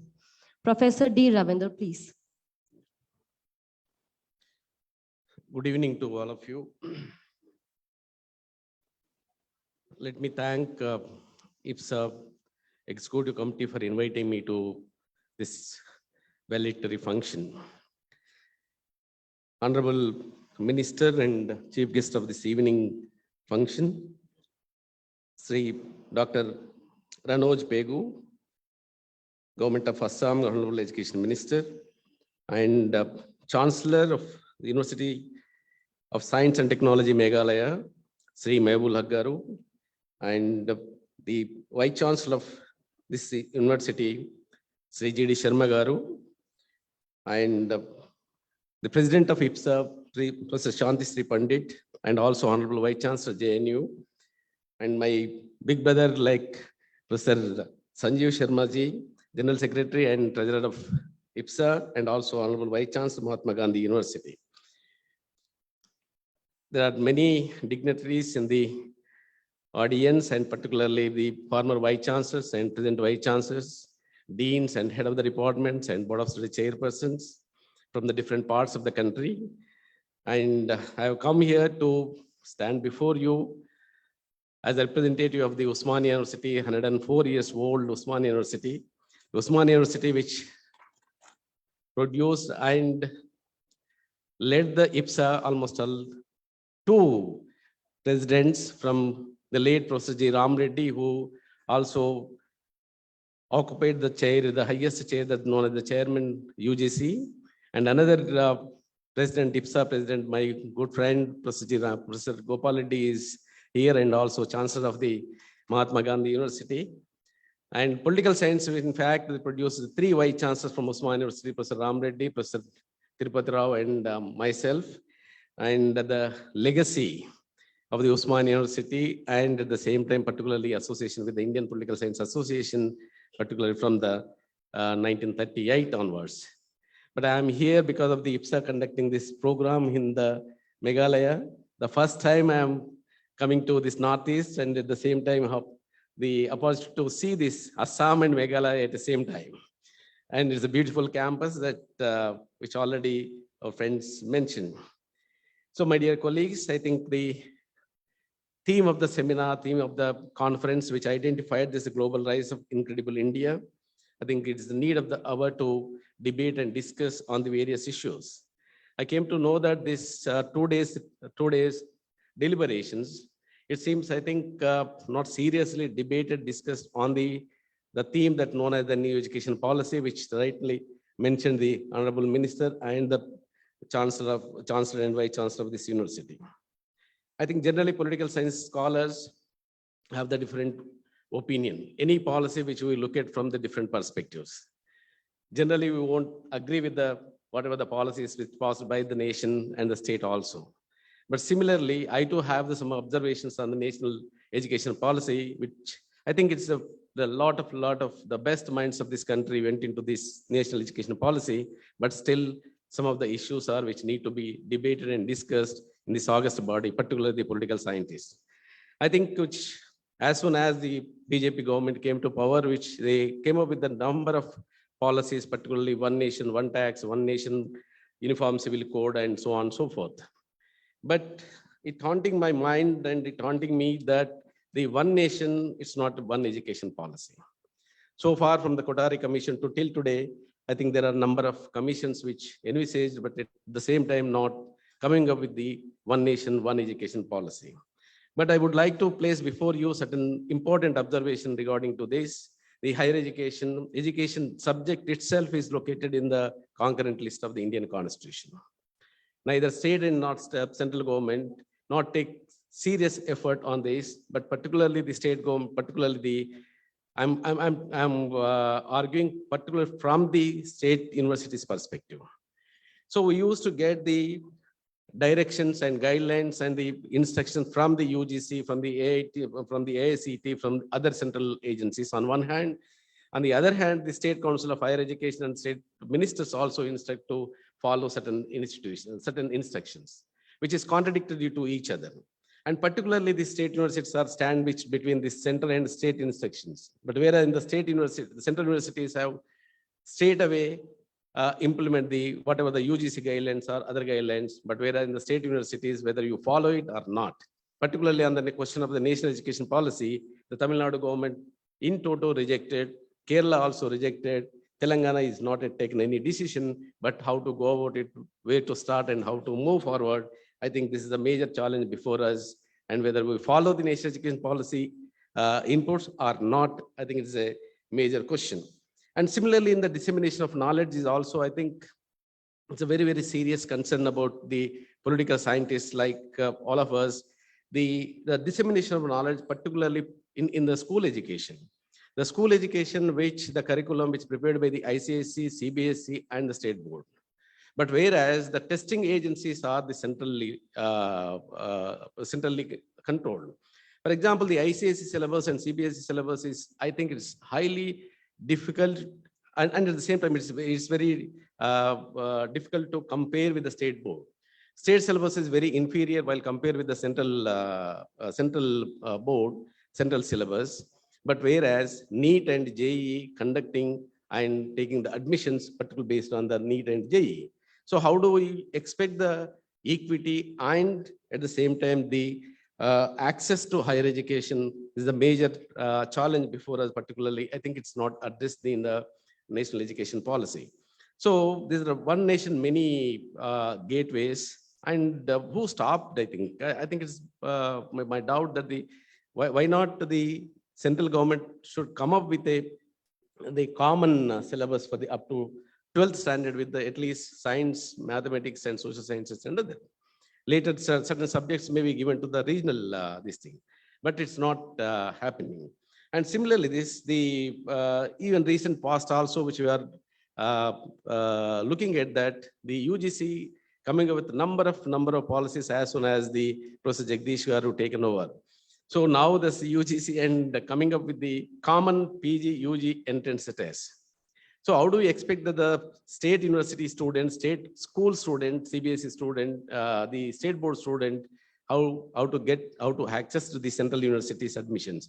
I think this is the very serious, and at the same time the PhD admission policy also, draft policy also issued by the UGC, particularly to protect the quality. Yes, we are ready for the protect the quality, but at the same time the contradictions has to be addressed. And the quality regarding the assess the quality also another important aspect, particularly this NAC, which is created under the UGC and NAC, both are working for the to protect the quality. And but at the same time, I think I have my own doubts, but to protecting this quality, UGC know very well, NAC also know very well, and they insisting us to go for the NAC accreditation. And particularly the quality which related to the the faculty. And faculty, I think in all over the country, particularly in the central universities also recently, the Honorable Minister mentioned in the Lok Sabha, almost only 8,000 to 9,000 vacancies are there. I think just leave about the state universities. I think most of the state universities are with the minimum kind of a faculty. So on one hand, you are insisting us to go for the NAC. On the other hand, both the institutions are the central institutions. Both the institutions are also state universities, the government-funded institutions. So knowing very well that the faculty, lack of faculty, and getting NAC A+ and A grade is also very, very difficult task. So that's why I think there should be some kind of a debate and discussion need to be think about it, and particularly the funding pattern also. It linked with the funding patterns. I would like to give one example particularly from our own university. We got 100 crores under the RUSA in the initial stage, but they released only 10 crores. But whereas the one condition that RUSA that the 60% from the central share, 30% from the state share. So and again they linked with the faculty. So they know very well that the faculty is not recruited, but it linked with the 60% and 30%. I think and on one hand they are sanctioned, on the other hand, so far which are not get any funds from the RUSA. So that's why I think what I'm trying to say that whatever the funds which you would like to give from the central government, you give the same fund, 60% or 50%. It should not be linked with the state funding pattern. I think that's the method, and at the same time we would be in a position to get the more funds, particularly from the central this thing. And another important observation which I would like to make before you that in the central budget allocation, almost all 65% of the funds which cornered by the only 54 central universities, whereas 35% of the funds goes to only 439 universities. I think it is a historical discrimination towards the state universities, which I think the major policy initiators and senior professors, vice chancellors already, the former vice chancellor also sitting here. I think we need to please debate and discuss in the highest bodies, particularly for the funding pattern and regarding this issue. So even the GER also, gross enrollment ratio also, even central universities and state universities both are working for the improvement of the gross enrollment ratio. In fact, we'll compare with the central universities, and state universities are much in advance, particularly in reaching the GER, while compared with the central universities. Central universities are located only in the limited number, whereas state universities having the more number of students, but getting less funds. This kind of a situation is which you are facing in this present context. The last but one point that is known as the affiliation pattern. I think in the new education policy also clearly mentioned that by 2030, the affiliation business should stop. So the Osmania University, I think the highest affiliating university in the country, not only in the country, I think in the Asia, 750 affiliating colleges. But whereas suddenly that UGC has come up with a policy that the 800 to 900 autonomous colleges are converting into a degree granting universities. So is it possible? How to go about it? What is the nature of the degree granting this thing? In fact, I had the opportunity to interact with the Jagdish Garu. He said that the autonomy is the precondition for the NAC. But whereas the NAC also, he said that the provisional NAC granted, then go for the autonomy and the degree granting. So the almost 35 autonomous colleges are working under Osmania University. They are working because of the Osmania tag, Osmania brand. Once you dealing with this, I think it's the survival of the private college, survival of the autonomous college is also a big question. So that's why I think how to look at this kind of a questions and this kind of a issues, particularly the affiliation is also very, very serious concern of the higher education and degree granting universities. At the same time, the NEP also talking about the vernacular language. Yes, I think we are happy to welcome this vernacular language. But for example, PhD written in the Telugu language, who is going to evaluate it? If it's a Kannada, it's a Tamil. Maybe I think the Hindi speaking language states are more, it may be move from one state to other state. But whereas particularly in the context of the regional languages, regional universities, it's very difficult. But whereas the original knowledge, original research is also there in the indigenous languages, but unfortunately, which is not translated into major languages. For example, in fact, I had the opportunity to visit the Monash University in Australia, where number of Chinese students also studying in the Monash University, they had the translations. Immediately, the translator, which they from English to their Japanese and Chinese and other languages, but that kind of a situation is not provided in the higher education. So that's another serious question. Even maybe I think in the 1916 itself, 1917 itself, when Osman University they inaugurated and launched, the Urdu was the medium of instruction. Engineering and medicine taught in Urdu. So why not now? I think it's also welcome trend, but the thing is that it's not prepared. It's not prepared the institutions to move that direction, and at the same time, I think it's also another important issue, important concern. I think the political science faculty and the intellectuals who are sitting here, which need to change the curriculum, change the structures also, because the private colleges and private universities are coming up with the public policy, MA public policy, MA international studies, MA defense studies, and so on and so forth. But whereas traditional universities are confined to only MA political science, the old political science, old conservative kind of a syllabus. I think it's the need of the hour to change this syllabus, curriculum, and pattern. In fact, we have been debating and discussing from the last 2-3 months to why not we allow any graduate to pursue any post-graduation. So for example, a BCom student wanted to pursue the MA political science, we welcome. And similarly, vice versa, even the BSc student also can allow any post-graduation course. If he or she can compete in the entrance examination, then only we allow for that. I think we have to liberalize, we have to flexible in the conditions. I think we have to open up and think out of the box. Then only I think the state universities, particularly the traditional subjects, will survive. Otherwise, it's very difficult.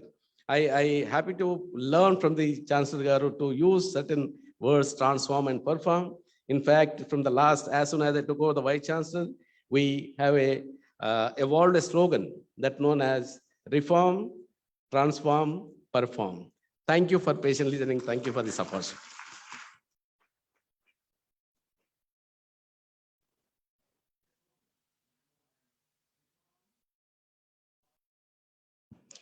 Thank you, sir.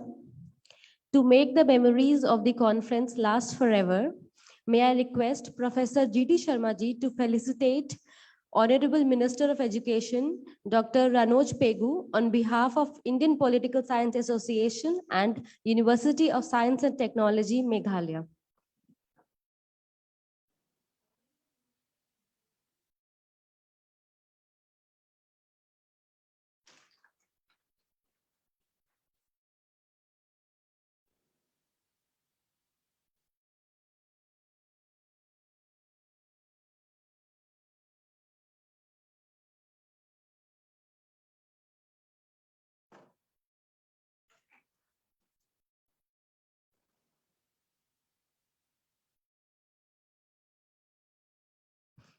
Thank you, sir.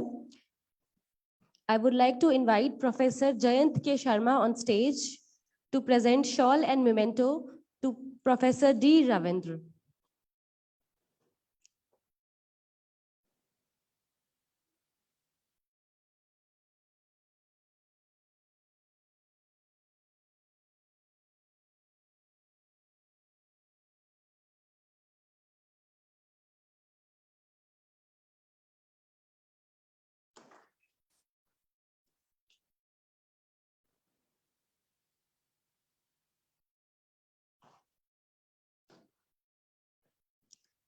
I would request Professor C.K. Yatnoor on stage to felicitate Shri Mehbubul Haq with shawl and memento.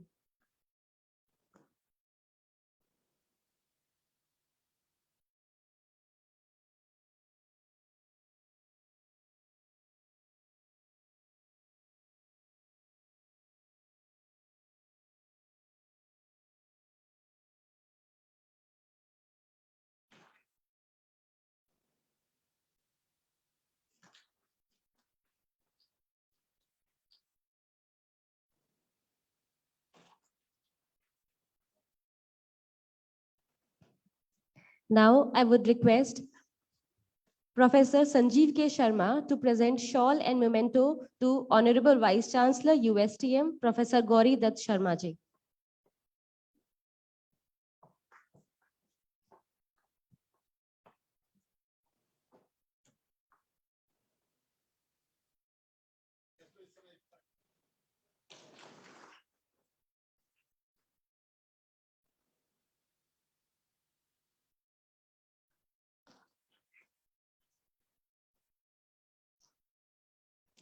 To present shawl and memento to Dr. Zamuruddin Shah, former Vice Chancellor, Aligarh Muslim University, may I request Professor Sanjay Bhardwaj to come forward.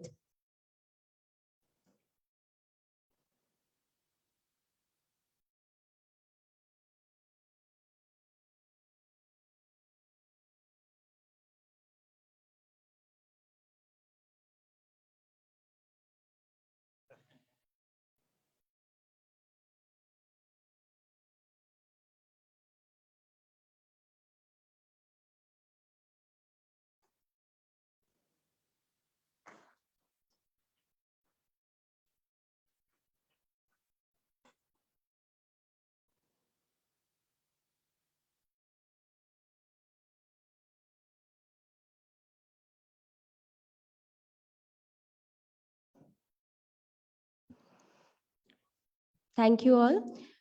For the presidential's remark, may I request Professor Shanti Shri Dulipuri Pandit to come on the podium. Professor Shanti Shri Dulipuri Pandit is the Honorable President of Indian Political Science Association. She is also the Vice Chancellor and the first female Vice Chancellor of Jawaharlal Nehru University. She has been Professor of Politics and Public Administration in Savitribai Phule University, Pune. She is also the member of Indian Council of Social Science Research, Indian Council of Cultural Relations, Indian Institute of Advanced Studies, Shimla, American Studies Research Institute, Hyderabad, and Bhandarkar Oriental Study Institute in Pune. A perfect multilinguist academician, Professor Pandit has traveled throughout the globe. In all my humbleness, I request Professor Pandit to deliver the presidential address of the 59th All Indian Political Science Conference. Professor Pandit, please. Thank you. Respected Dr. Aroj Pegu, the Honorable Minister of Education, Government of Assam, Professor D. Ravindra, Vice Chancellor, Osmania University, Janab Maqboolul Haq, Chancellor, USTM, Dr. Gaurish Dutt Sharma, Vice Chancellor, USTM, Dr. Zamiruddin Shah, the ex-Vice Chancellor of the Aligarh Muslim University, and Professor Sanjeev Kumar Sharma, our very dynamic secretary, and dear members of IPSA, students, faculty, ladies and gentlemen. I know we are at the last of the thing, so I would not, women always know that brevity is the soul of wit. So I would only tell our audiences that IPSA has in this conference to a large extent, by having a collaboration with the University of Science and Technology of Meghalaya, implemented the NEP 2020. Why? Because NEP 2020, one of the principles is interdisciplinarity, multidisciplinarity, and holistic education. Thank you, sir. Collaborations can happen. I think universities have to be imaginative. And this is a public-private cooperation, which is also another goal of NEP 2020. The other, I would request the Honorable Minister of Education Minister of Assam is, sir, the Jawaharlal Nehru University has a School of Indian Languages, which is one of the goals of NEP 2020. I request your government to institute a chair at the Jawaharlal Nehru University for Assamese and other languages of Assam. This is one request. And as we are completing today, I would like to thank our dynamic secretary who has been all around the place. And the question is the rise of incredible India. The issue is of uniqueness. Where is the uniqueness? India, if it has to rise as an emerging power and a power, you need hard power, economics, military, political power, but also you need soft power. And it is this soft power that we, the intellectuals of India, have to project. And this is where that unless the soft power is there, the hard power is a waste. Then only India will become a smart power. So I think the message we are giving to the political scientists as well as everybody else is to become a smart power. Intellectuals are very, very important. And I thank the Chancellor and Vice Chancellor because science and technology also needs a philosophy and a social construct. And thank you for giving that opportunity to collaborate with your university. In the morning, we had a very enthusiastic student say that Jawaharlal Nehru University had. Let me tell you, we represent plurality. Jawaharlal Nehru University made a paradigm shift with my selection. We walked the talk. I'm the first woman from a non-Hindi speaking state and coming from the marginalized castes. So 3 glass ceilings have been broken. Those who brand, I think, should be extraordinarily careful because they're losing the, the wood, the trees for the wood. And here I would say Jawaharlal Nehru University for the next 5 years has a Panchamrit called D5. Democracy, development, dissent, diversity, and difference. I represent diversity. I come from a place where Hindi is not the lingua franca. So I would request many people, when you categorize any place, we should be extraordinarily careful. And lastly, I would only like to say this much, that between the conception and the creation, between the emotion and the response, falls the shadow. Life is very long. Between the desire and the spasm, between the potency and the existence, between the essence and the dissent, falls the shadow. And hence we, the intellectuals, have to bridge this. And it is our responsibility because we are one country. Unity as well as diversity is part of our tradition. And the strength of our tradition is diversity. Thank you for allowing us to come to the Northeast, where you have taught us that diversity is part of life. Thank you so much. Namaskar.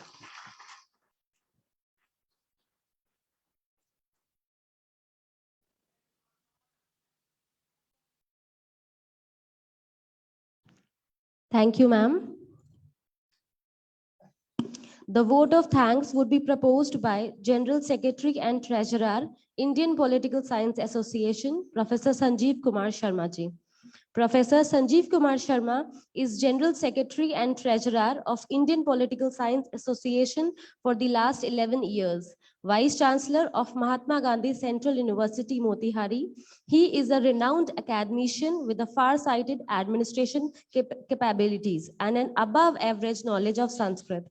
I request Professor Sharma to give vote of thanks. 59वें Akhil Bharatiya राजनीति विज्ञान परिषद के अधिवेशन में समापन समारोह में मंच पर विराजमान परिषद की माननीय अध्यक्ष प्रोफेसर शांति श्री धुलीपड़ी पंडित, इस अद्भुत विश्वविद्यालय के कुलाधिपति मेरे मित्र श्री महबूबुल हक जी, इस विश्वविद्यालय के माननीय कुलपति आदरणीय अग्रज प्रोफेसर गौरीदत्त शर्मा जी,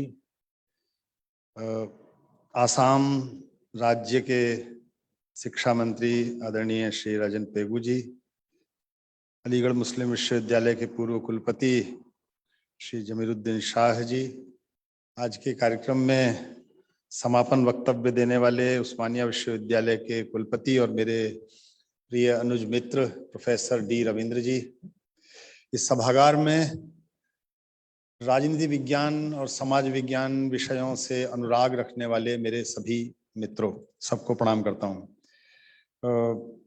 समापन सत्र में हम यह विचार करते हैं कि हमने पिछले 2 दिन में, एक मित्र ने आज जनरल बॉडी में कहा 3 दिन की कॉन्फ्रेंस होनी चाहिए, पहले 3 दिन की होती थी, हम उसे समेट कर 2 दिन के लिए आए।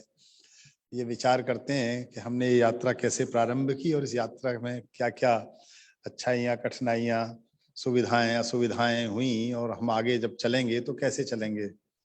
संस्कृत में कहते हैं गच्छतः स्खलनम क्वापि भवत्येव प्रमादतः। जब भी हम चलते हैं, छोटा बच्चा चलना सीखता है तो लड़खड़ा भी जाता है, चलते समय हम भी समझदार होने के बाद भी कभी कभी कहीं ना कहीं पैर टकरा जाता है, लड़खड़ा जाते हैं। गच्छतः स्खलनम क्वापि भवत्येव प्रमादतः, प्रमाद में, असावधानी में कोई स्खलन हो जाता है। हसन्ति दुर्जना तत्र, जो दुर्जन लोग हैं वो उस पर हंसते हैं। समाददति सज्जना, सज्जन लोग आश्वासन देते हैं और कहते हैं कोई बात नहीं, ठीक हो जाएगा, आगे और अच्छा होगा।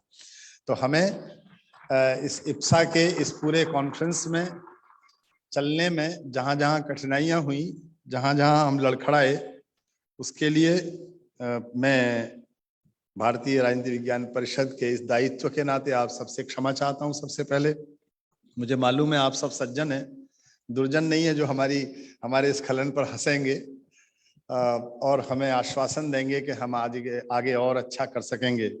मुझे बस एक ही कठिनाई लग रही है, मेरे कई मित्रों ने मुझे व्यक्तिगत रूप से भी कहा इन 2 दिनों में, और आज 1-2 मित्र ने जनरल बॉडी की बैठक में भी कहा।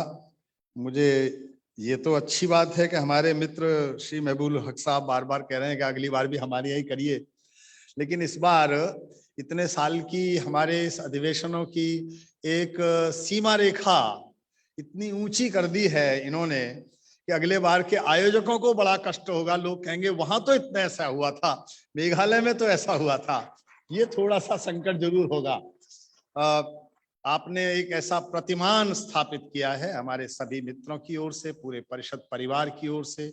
मैं ये जनादेश है मेरा कि मैं आपसे ये बात कहूं, मौखिक रूप से, व्यक्तिगत रूप से, औपचारिक रूप से भी, कि university of science and technology Meghalaya में भारतीय राजनीति विज्ञान परिषद का 59वां अधिवेशन करना, यह निर्णय हमारे लिए सौभाग्य का कारण हुआ, सुख का कारण हुआ, आनंद का कारण हुआ, प्रीति का कारण हुआ, उल्लास का कारण हुआ। इसके लिए मैं सर्वप्रथम अपने इस विश्वविद्यालय के कुलाधिपति श्री महबूबुल हक साहब का व्यक्तिगत रूप से आभार व्यक्त करता हूं। आप में से जिन मित्रों ने ध्यान से देखा होगा, ऐसा संभव नहीं होता सामान्यतः, वो भोजन के समय लगभग प्रत्येक टेबल पर प्रत्येक व्यक्ति से ये भी पूछ रहे थे खाया या नहीं खाया, क्या खाया, ये रह गया, ये भी खाइए, मीठा जरूर देखिए।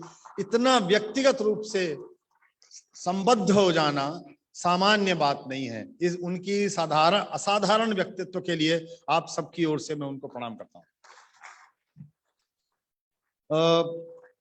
प्रोफेसर गौरीदत्त शर्मा जी के बारे में मैं बहुत ज्यादा अच्छी बात कहूंगा तो लोगों को लगेगा कि व्यक्तिगत संबंध के कारण कह रहे हैं। प्रोफेसर गौरीदत्त शर्मा जी से मेरा परिचय और आत्मीयता बहुत पुरानी है, कई दशक पुरानी है। और जब ये तथ्य मुझे पता चला कि वो और मैं एक ही कस्बे से आते हैं, एक ही शहर से, पिलखवा से हम दोनों आते हैं, ये भी अपने आप में हमारे लिए मेरे लिए बहुत सुख की बात हुई। वे, उनके बारे में परिचय में कहा गया संचालक द्वारा कि वो बड़े प्रशासक हैं, बड़े विद्वान हैं, लेकिन एक बात मैं व्यक्तिगत रूप से इतने वर्षों में जानने के बाद आप सबसे कहना चाहता हूं, इतने बड़े प्रशासक, इतने अनुभवी प्रशासक, इतने बड़े विद्वान होने के बाद भी, मैं इस शब्द को सोच समझ कर प्रयोग कर रहा हूं, बाद भी, आप समझिएगा कि इतना सब होने के बाद भी वो एक बहुत अच्छे इंसान हैं, बहुत अच्छे व्यक्ति हैं। सामान्यतः प्रशासन का अनुभव और पदों पर बैठना और ज्ञान का बोझ मनुष्यों के व्यक्तित्व में मनुष्यत्व को कम कर देता है, वो दुर्घटना उनके साथ नहीं हुई है, इसके लिए उनको प्रणाम करता हूं।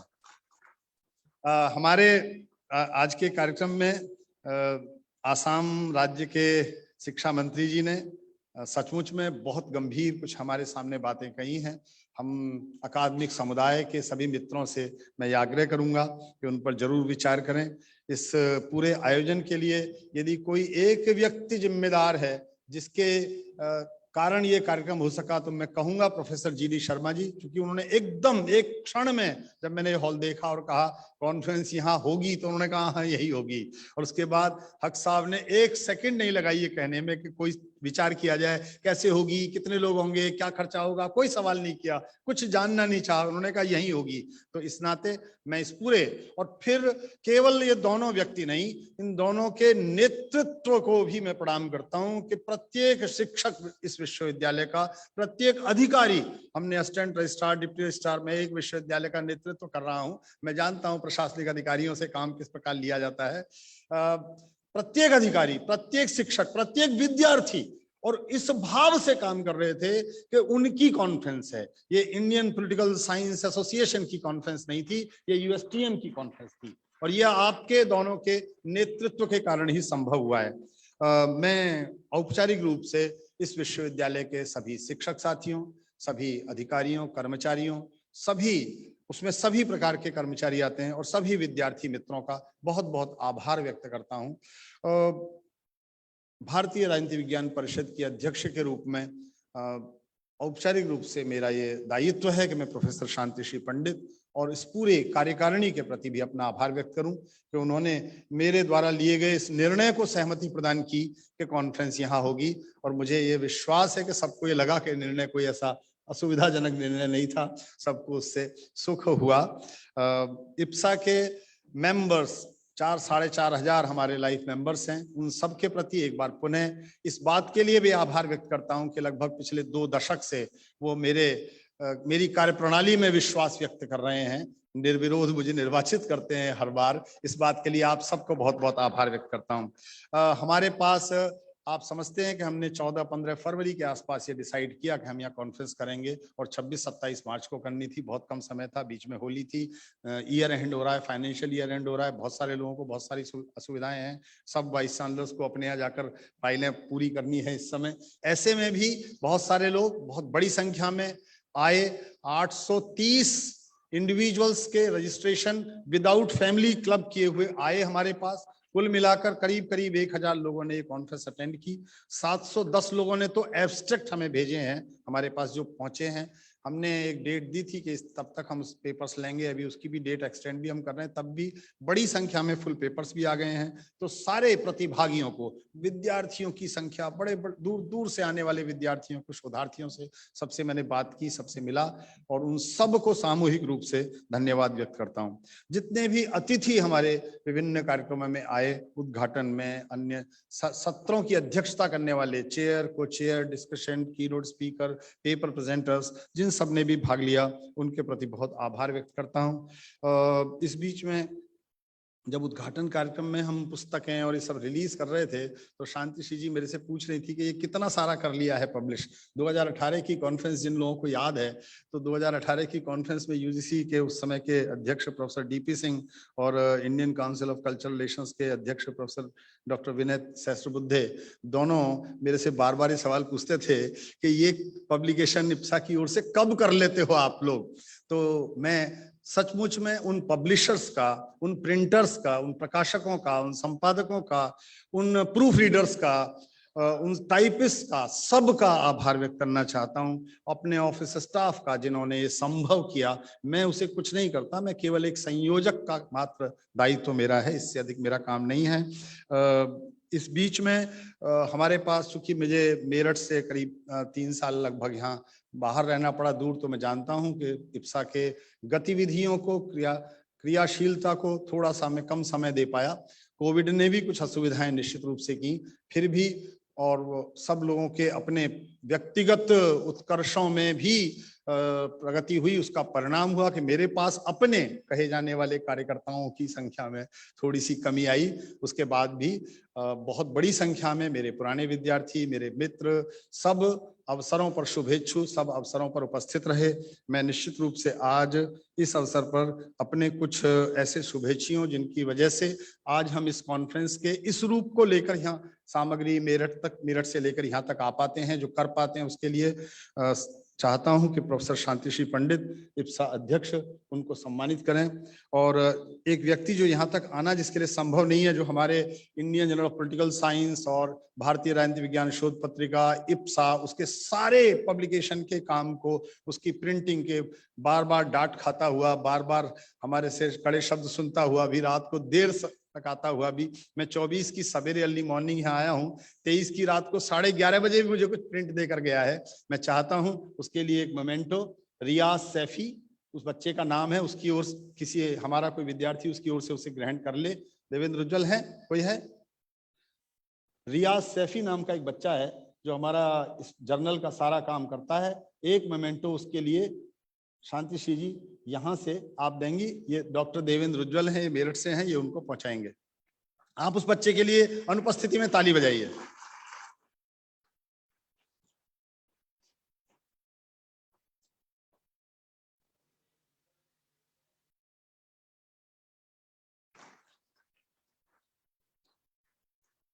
एक और बच्चा है जो टाइप का ही काम करता है। वो इमरजेंसी में जिस भी समय कहो, जहां से भी कहो, उसे हम टेलीफोन से, फोटोस्टेट से, स्कैन से, कुछ कहीं ट्रैवल करते हुए हवाई अड्डे से भेजते हैं और उसको कहते हैं ऐसे शीट बनाकर भेज दे, ऐसे करके भेज दे, ऐसे डिजाइन करके भेज दे, फिर करेक्शन करते हैं। वो भी यहाँ तक नहीं पहुंचा है, लेकिन उसके लिए भी मैं चाहता हूँ आप लोग हमारे अध्यक्ष उसको सम्मानित करें। देव बच्चे का नाम है। यदि डॉक्टर नरेंद्र सिंह कहीं हो तो वो उसकी ओर से रिसीव करें। देव को सम्मानित करेंगे डॉक्टर शांति श्री पंडित। आप ही करेंगे अब थोड़ी देर।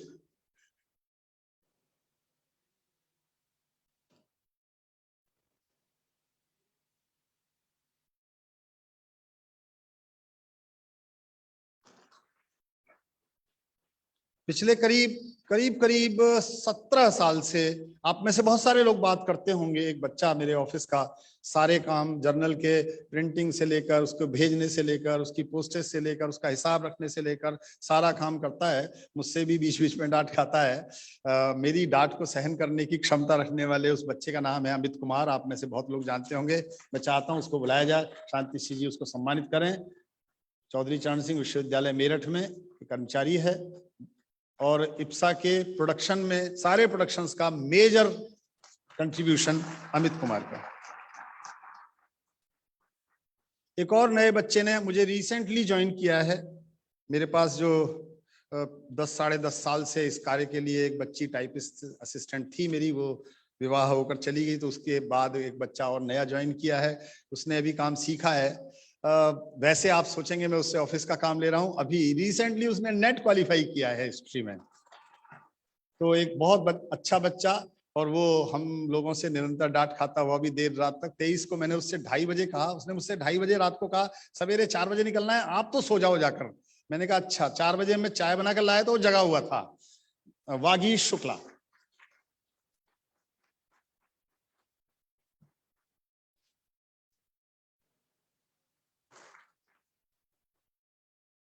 मेरे पास एक और एकलव्य है। एक विद्यार्थी है जो बोलता नहीं है, कुछ कहता नहीं है। ऐसा नहीं है कि बोलना जानता नहीं है, लेकिन उसका यह है कि जो गुरु ने कहा वो अंतिम वाक्य है, और उसके लिए उसे रात में दौड़ाना हो, आंधी तूफान में दौड़ाना हो, कहीं भी पहुंचाना हो, वो पहुंचता है। इस पूरे इप्सा के प्रोडक्शन में, पूरे सारी क्रियाशीलता में उसका बहुत बड़ा योगदान है। वो पीएचडी है, डॉक्टर रवि कुमार पोशवाल। आप जोर से ताली बजा सकते हैं।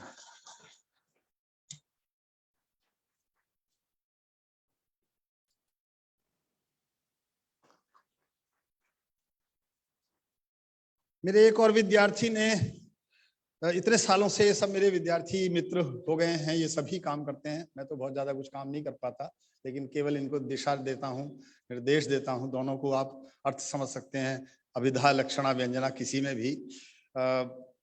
जो हम तक आता है अकादमिक रूप में, उसको इस आकार तक पहुंचाने में जो सहयोग करते हैं, अपने पारिवारिक दायित्वों, अपनी असुविधाओं सुख सुविधाओं को छोड़कर, समय का ध्यान न रखते हुए भी, देर तक आते हुए पहुंचते हुए भी, ऐसे एक और विद्यार्थी को मैं मंच पर बुलाता हूं, डॉक्टर चंचल। हिंदी का जो जर्नल आपके सामने आता है, लार्जली वो डॉक्टर चंचल के सामने से देखा हुआ उसकी मेहनत से ही आता है। ये पोस्ट डॉक्टरल फेलो हैं, पीएचडी किया है, चौधरी चरण सिंह विश्वविद्यालय की मेरठ की एमफिल एमए की टॉपर है, एलएलएम भी कर रखा है, एलएलबी कर रखा है, काफी सारी डिग्री है उसके पास। बच्चे की ऑनलाइन कक्षाओं में से समय निकाल कर वो आ जाती है।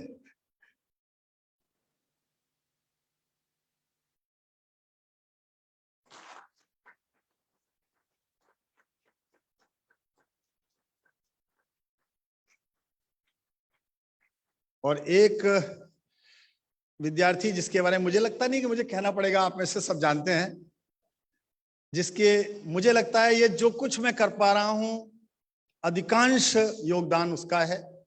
आपने उसको संचालक के रूप में देखा, लेकिन मैं उसे विद्यार्थी के रूप में देखता हूं, अपने एक सहयोगी के रूप में देखता हूं, सहकर्मी के रूप में देखता हूं, एक अनुपालन करने वाले अंतेवासी के रूप में भी देखता हूं। आप में से कुछ लोग अंतेवासी का अर्थ समझते हैं।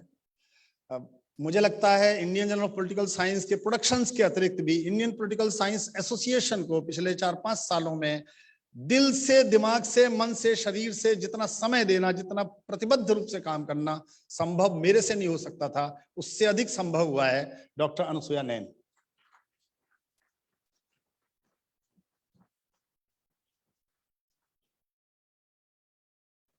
इसको चुप कराना थोड़ा कठिन है आंसुओं से।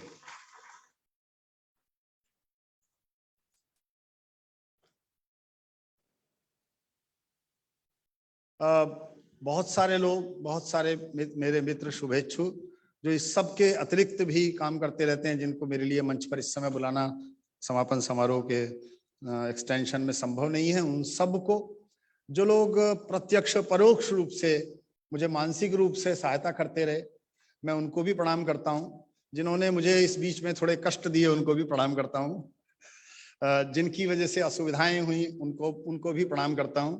चाणक्य कहता है, जीवन तुम्हें शत्रुगणा सदैव, मेरे शत्रु हमेशा जीवित रहें। जीवन तुम्हें शत्रुगणा सदैव, येषां प्रसादात् सुविचक्षणोहम, जिनकी कृपा से मैं सतर्क बना हुआ हूं, सावधान बना हुआ हूं। यदा यदा माम विकृतिम लभन्ते, जब भी मुझ में कोई विकृति आती है, गड़बड़ी आती है, तदा तदा माम प्रतिबोधयन्ति, तब मुझे वो सचेत कर देते हैं। उन सभी शत्रुओं को भी प्रणाम करता हूँ, विरोधियों को भी प्रणाम करता हूँ, अपने सभी शुभ चिंतकों को मैं सचमुच में जानता हूँ। खालिद बैठे हैं, उन्होंने मुझसे कल कहा, परसों कहा, जब वो आए उन्होंने कहा मैं केवल आपके लिए आता हूँ। मैं जानता हूँ बहुत बड़ी संख्या में पिछले 20 वर्षों में मित्र, पॉलिटिकल साइंस के लोग मेरे प्रेम में, अनुराग में, आसक्ति में, मेरे संबंध में, साहचर्य में, समन्वय में, सामंजस्य में, सहयोग में, इन कारणों से आते हैं। आप सबका ये विश्वास, आप सबका ये मुझ पर आस्था ये बनी रहे, इस अवलंब को ईश्वर बनाए रखे। मैं इसी प्रार्थना के साथ वेद के एक मंत्र से अपनी वाणी को विराम दूंगा। वेद का ऋषि कई हजार वर्ष पूर्व एक प्रार्थना करता है और कहता है, स्योना पृथ्वी भवान ऋक्षरा निवेशिनी यच्छ शर्म सप्रथ। इसका अर्थ है यह पृथ्वी सबके लिए कंटक रहित हो, सुखदायक हो, आनंद कारक हो। यह पृथ्वी सबके लिए अच्छी हो, सबके लिए कल्याणकारक हो। इसी प्रार्थना के साथ आप सबको प्रणाम करता हूं।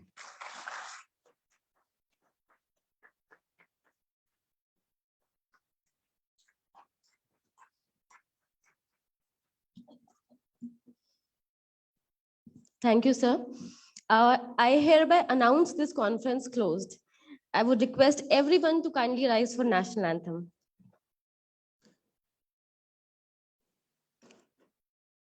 जन गण मन अधिनायक जय भारत भाग्य, पंजाब सिंध गुजरात मराठा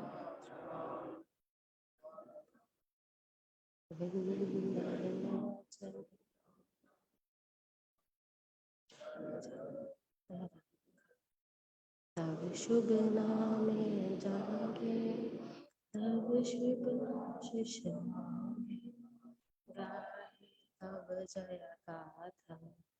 जन गण मंगलदायक जय हे भारत भाग्य विधाता। जय हे जय जय जय जय।